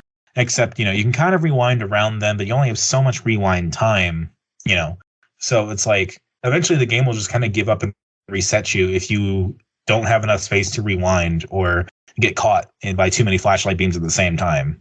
Yeah. That's cool. So you just have to really keep resetting, and I just had to keep doing it just to get one bottle. Because like Mr. Jefferson was like stalking around it. I think Nathan was like down the way. I think Frank might have been not far behind either. It's a very cool. I still think it's a very cool moment. Oh yeah, it's a very fuck you moment. That really. This episode really fucks with your head. It's the most gameplay you have. Yes, and then you have a small moment where she's in a snow globe looking at William about to go off and get killed in the car accident, and she can't do anything about it. Oh wait, I have a comment real quick. Yes. So I'm trying to think, and I think this happens when you're in the dorm, but when Kate is like at her, she's like, there's like a little picture and stuff, so she's basically like mourning herself. Oh wait, but did she die? Did you guys save her? She died. She jumped. Oh, I saved Kate. Oh, okay, because like she's like at her dorm and she's like mourning herself, and then you go and talk to her and she's like, you did this, like you killed me, like I'm gonna go to hell now, like I can't go to heaven because I killed myself. And then she's like blaming, and then it's like she's in front of you talking and then she's behind you talking, and like she keeps going like different places. When I was playing this is when I messaged you, Mike, and I was like, wow, this game is really messed up, because I was just sitting here with my hand over my mouth like, oh my god, because she was just blaming you like hardcore, and it was really trippy, and it was just, it was so messed up. And then you have another. This again all messed up moment. But the next moment is Max is taped in the dark room again, and you have Jefferson taking pictures of different characters, like taking pictures of Chloe and them insulting you, and Chloe's with Nathan and all sorts of weird shit like that. Yes. Yep. I liked it. I thought it was like, and she's in her nightgown and stuff, which I also thought was a more way that they could show in a more vulnerable position than she was before. Yeah, and then there was a scene too where Chloe was with Victoria. Oh yeah. Yeah, because I saw that and I was like, no. I like that moment. I thought that was cool. No, because I was like, no, because Max's heart. I like seeing the whole torture sequence of just everybody in front of her. I don't know. I like a lot of, I don't know. It reminds me a lot of Evangelion. And so I naturally like anything that kind of fucks with you like that. Okay. I can't remember Evangelion that well. I assume you mean like the later part of Evangelion. Yeah, they're like the end of the show, I think. That's where I turned it off. I rewatched it on Netflix, and I got to when the other child shows up, and I'm like, I'm done. Asuka or Kaoru? The final one that's not a child. Oh yeah, Kaoru. Yeah, the final episodes are fantastic, and it's basically just an hour of this. Yeah, and that's when the Netflix got turned off, and I was done. And I haven't gone back. And then you have like the very creepy Saw room, which made me laugh, where first you wake up in a room where you have to put a code in to get through the door, and there's all these codes throughout the entire room. You got to figure out what code is right. Mm-hmm. And I'm like, man, this is Saw 1 right here. Because there was a guy in Saw 1 that had some kind of jaw mask on him, and he had to find the code. And he had a little candle, and he lights on fire and dies. That's what it reminded me of. You have to look in the mirror, and then the mirror will show you the correct code. Yeah. It was a cool little scene. And then the next part, you go into a diner, and everybody's frozen. You have to talk to yourself. And I like that. The first thing she says, I'm you, dumbass. Yeah. I love that, having to talk to Max as Max. Mm-hmm. Yeah, that I was amazing. feel like it was time, like talking to her or something, that it wasn't just her. Yeah, I can see that. That it was time impersonating her and complaining to her. Or maybe it is her. It's a version of her that kept fucking around and got stuck in time. Or I think or it's meant to be like an other version. Like, whether that's the original one or one that she left behind, or... Because I'm listening to the conversation right now, and I take back what I said. I don't think it's time fucking with her. I think it really is her in a different world that that you left behind or something. Mm-hmm. Like, it is a version of her. Yeah. It's a pretty messed up conversation. I'm just watching it right now, and it's just like, yeah, because she makes a comment where she's like, yeah, you fucked up time for your precious punk Chloe. Yeah. Because that's what she's been doing this whole time. And then Chloe comes in, is like, stop fucking around with her. I like I said, I like when it's like everything kind of stops, just kind of fuck around with you. It's like, where else do you go, really? And then you have a moment where you run down a linear path and you see all these different moments of you and Chloe together. Yes. Yeah. That's why it's a love story. It is. It's a good one, too. Yeah, I love it. And then you wake up at the final moment at the lighthouse. Because there's always a lighthouse. And then this is where Chloe then gives you the option to say, go back and change things. Or not. So, she does a whole speech. This is when she gives you the photo of the butterfly and says, you can change everything that happened. Yeah. You can make it so that way this never happened. So you can either, let Chloe die or let Chloe live and let everyone else die. And as I said at the end of the previous episode of the show, the needs of the many outweigh the needs of the few or the one. And I sacrificed Chloe to save the bay. Oh my gosh, no. The only correct way to do it is to save Chloe. Yes. I can't. Just to me, Chloe was meant to die because Chloe not dying, Nathan doesn't, because you save Chloe, Nathan doesn't murder her. Therefore, he doesn't get caught for murder. Therefore, Mr. Jefferson keeps on murdering. And like the whole idea is that you fucked with things where if you just left it go the way it did, Jefferson gets caught right away. Nathan gets caught right away. Kate doesn't die. The hurricane doesn't happen. All those people don't die. You just sacrifice one person. Yeah, but what about love, Mike? What about love? The needs of the many outweigh the needs of the few, or the one. Live long and prosper. No one in the Arcadia Bay is really a good person, except maybe Kate. But still. Yeah, poor Kate. I still felt that you can't make a decision that's going to kill all these people to save one person. Especially one person that's fated to die anyway. Oh, Mike. And yes, so I chose the bay over the bay, as people were saying before. To me. Oh, gosh. I just couldn't do it. I thought about it. And again, it's such a tense situation. Even when you know how this game is going to play out, it was very tense for me to be like, what button do I press? What button do I press? It doesn't matter. It's a video game, but it's like, it really makes you feel. But you chose the wrong one. Like, so since I saw a different scene than both of you, I see a scene that shows her get killed, shows everybody come for the funeral, and that's what you get. So what did you get, Alyssa? Since I haven't seen that scene. So, yeah, the whole world, or not the whole world, but the town just gets eaten up by the storm, and then you go, and I'm trying to think, because I know, all I remember is them driving away. They just get into a car, and they're just driving away together. Yeah. That's why it wasn't worth it. Disagree. Together. Everybody disagrees with me, by the way, so don't worry. Oh, Mike, I was on your side for most of this, and then now you just ruined it. So Giant Bomb had the similar thing where they insisted that choosing the Arcadia Bay was the right choice.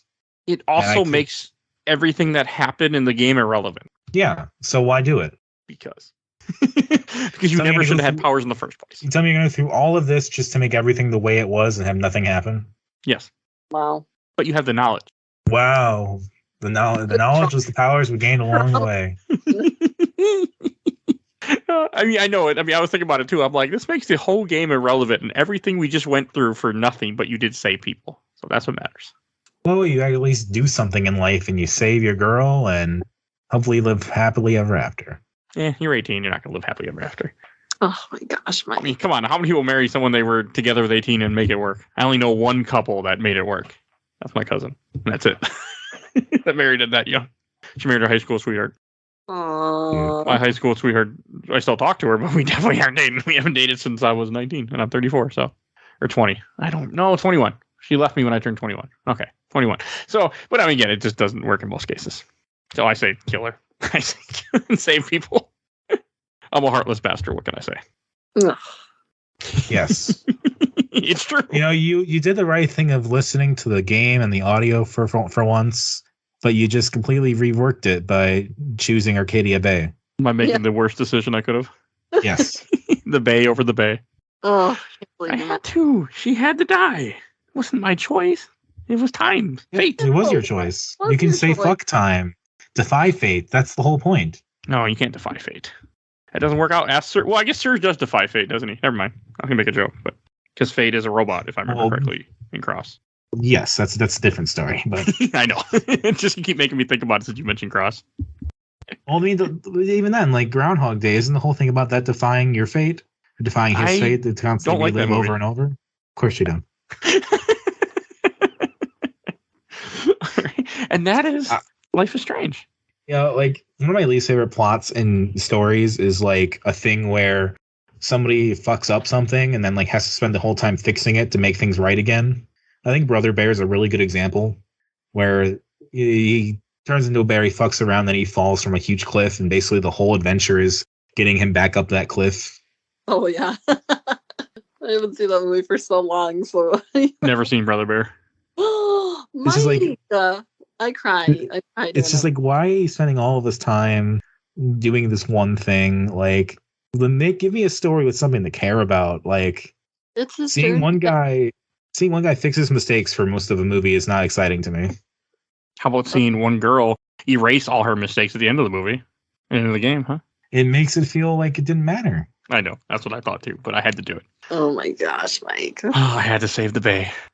Not the Bay. There's like it's when it's too methodical is when it gets to me. Like watching Memento always irks me because it's like the movie is just structured that way. It's structured to like a T, where you have to learn everything in reverse. There's no room for error. There's no room for anything.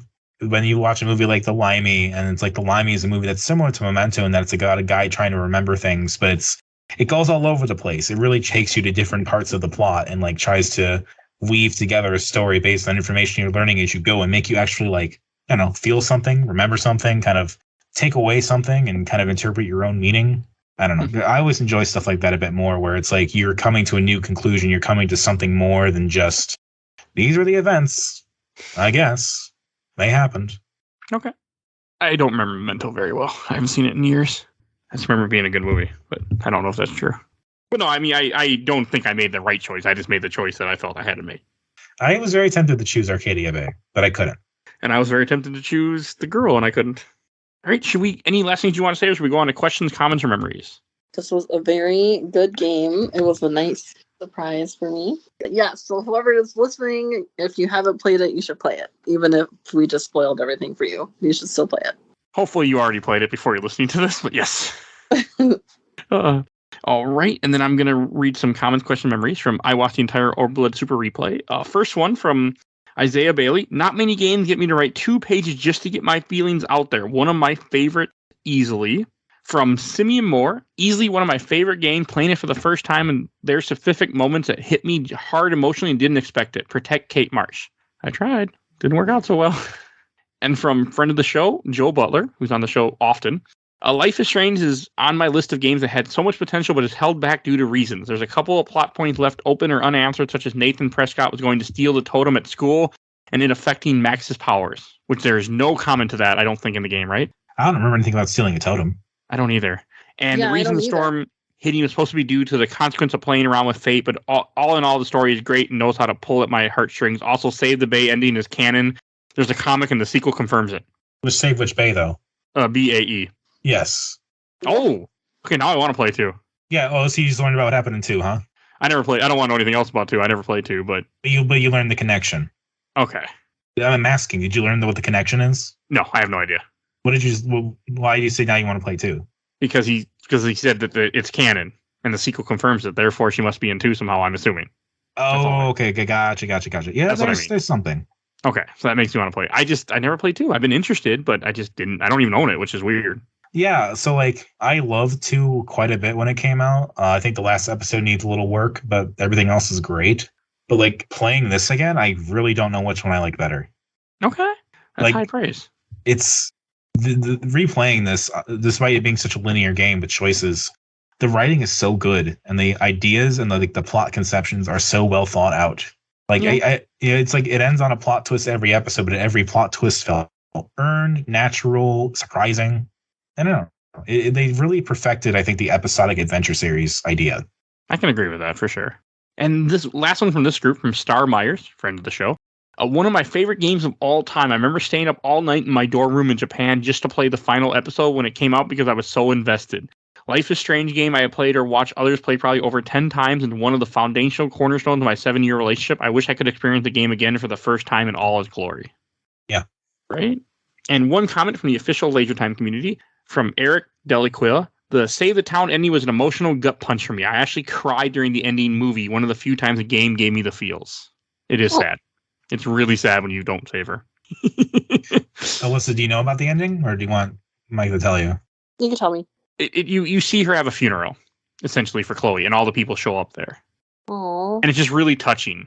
And she doesn't enter her picture, so she never wins the contest because she already destroyed it. She's just there, and everyone's wearing black, of course, because it's a funeral. It's just a really sad little moment.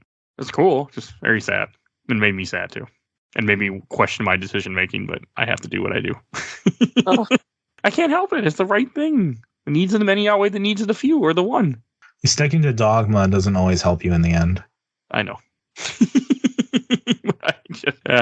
There is no war in Ba Sing Se. It's a good.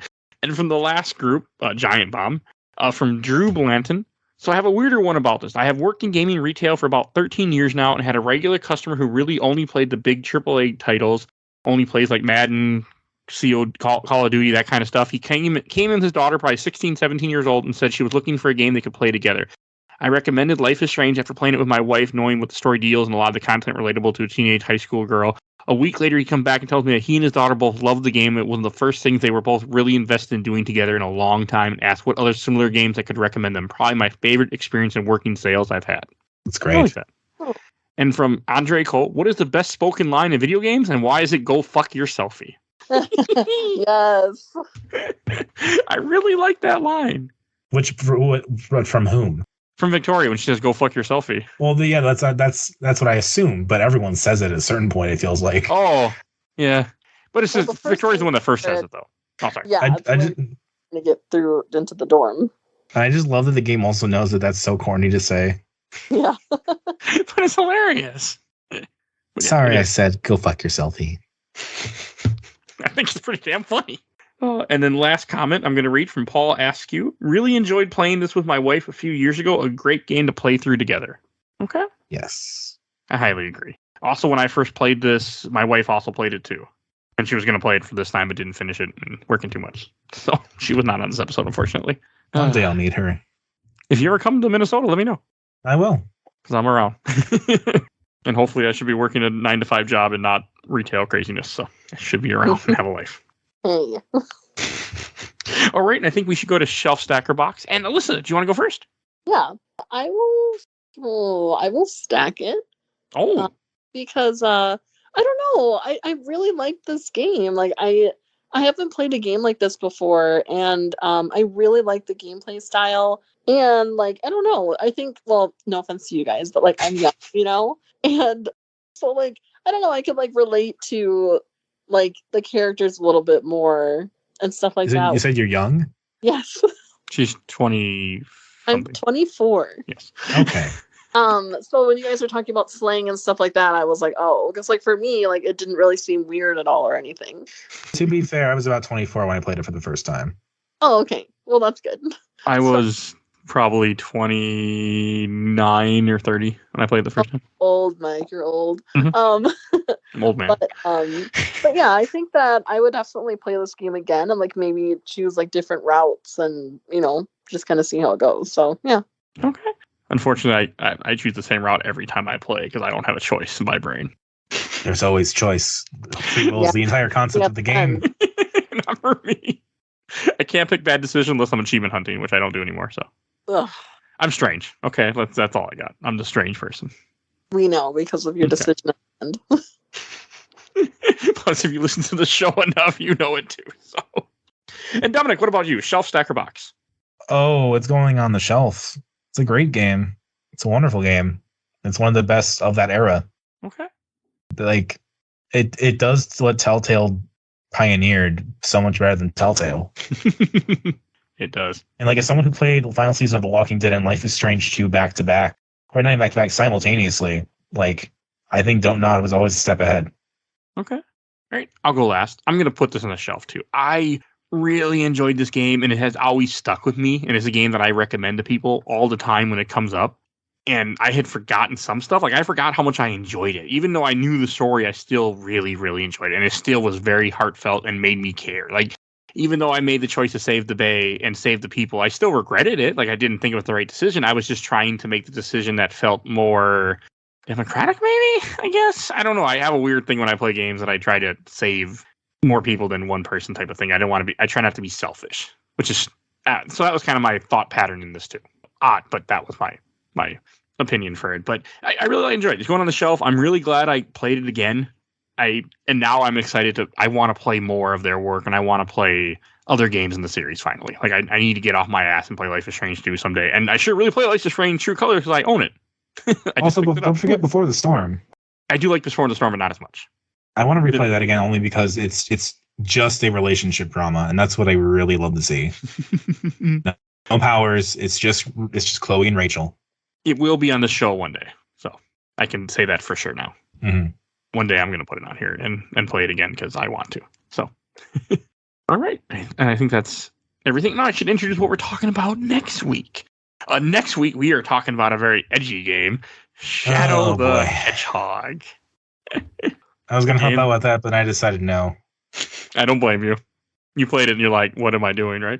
I also had too much going on next weekend. It's Pride over here in Illinois. You're all good. Oh, you're on a bunch of, I know you're on other episodes coming up too, but yeah, it's a game. It's a game, all right. I already beat it once in the time in the day before we recorded this, when I sat down and just played it. So I'm going to be playing it this week. It's a game. I mean, the first thing you hear is gunshots when you do the select screen, and you're like, "What the fuck?" But yeah. So can I just say, and you can even cut this out and put this in next episode if you really want to. But you can say it. Shadow the Hedgehog is like my ultimate example of being disappointed as a child with a video game. As someone who loved Sonic Adventure 2 so much and was fascinated by the story, seeing the way that Shadow the Hedgehog changed it and retconned everything that was cool and meaningful about the game to me at 8 years old, hated it. It was the worst thing I ever experienced as a child in terms of like media and understanding that games can be bad. The fact that they just include fucking aliens out of nowhere after that was like kind of an interesting, touching story between the hedgehog and a girl. Maria. Like, it was so much better done in Adventure 2. It was so simply done. It's really weird. I completely understand where you're coming from. And then all the UI changes are just so bad. Anyway, it's just so weird to have the Sonic world with guns. Yeah. It doesn't make any sense to me, but I'll be talking a whole lot about that next week. And one day I will finish all 27 endings or whatever it is. I'm going to try. Oh, since we're just about done, I want to put this in the end of the episode, but because I mean, like anyone who knows, listen to the show, I plan everything months in advance. And it was a really weird fucking week for me to play Life is Strange because I had just gotten fired from my job. And to play Life is Strange at the same time was very, very weird. It had a very surreal effect on it. Where, I can imagine. I didn't want to play it at first. I'm like, I'm not in the mood to play this. I am not in the mood to do anything because of the show. And because the show must go on, I'm like, I'm going to play this. And as I played through it, I mean, that's another reason I listened to music, because I just wanted to get enveloped in something I needed to get out of my head. I needed to get, and it really had a really powerful effect on me. I think it made the feelings more because I could go through, I'm going through my own version of grief and what happened to me while these characters are going through something. And I was really wishing to myself, I really wish I had the ability to change time. Wouldn't affect anything in my life, but it would have been nice just to change time. Like that idea. I imagine that. Like a few inches, like, here, I would rather do this a little differently and just rewind it. But so it was something that was very interesting to be like Life is Strange at the same week that you have what I consider to be an event in my life. That will probably be something I talk about throughout my life for a while. So yeah, I was moving out of a bad situation and you lost your job. So we're both tied to this game inexorably. So I thought that was an interesting Like, I always also judge like what happens to my life when I'm playing a game. Like right now, I'm kind of in an edgy mood. So Shadow the Hedgehog is perfect when I'm in a kind of shitty mood and just like, I want to shoot aliens with guns and be a hedgehog, and it just works. So that also really affects the way that games go when I play them on the show, depending on my personal mood. Yeah. And that's everything I need to say. Dominic, where can people find you at? Yeah, I'm on Dissonant Waves on YouTube. That is my music podcast. We review at least 3 albums every week. It's a fun time. We're posting episode 98 this week, but trust me, the episode's coming up, some of the longest we've ever had. Kingdom Hearts was 4 hours. Episode 99 is like 4 hours. Yeah, nice. That 4 hours is a long fucking recording. I can tell you that. Yes. I still have to edit that shit. Oh my God. Yeah, that's how I felt with Kingdom Hearts. I'm like, oh God, what are we doing? What am I doing to myself? I'm also on Twitter at DACICHOCKI. If you want my other opinions and things, go there. Otherwise, I'm on the Overload Facebook group. And Alyssa, where can people find you at? I am on Instagram. My Instagram handle is Alyssa Billy. I do perler art.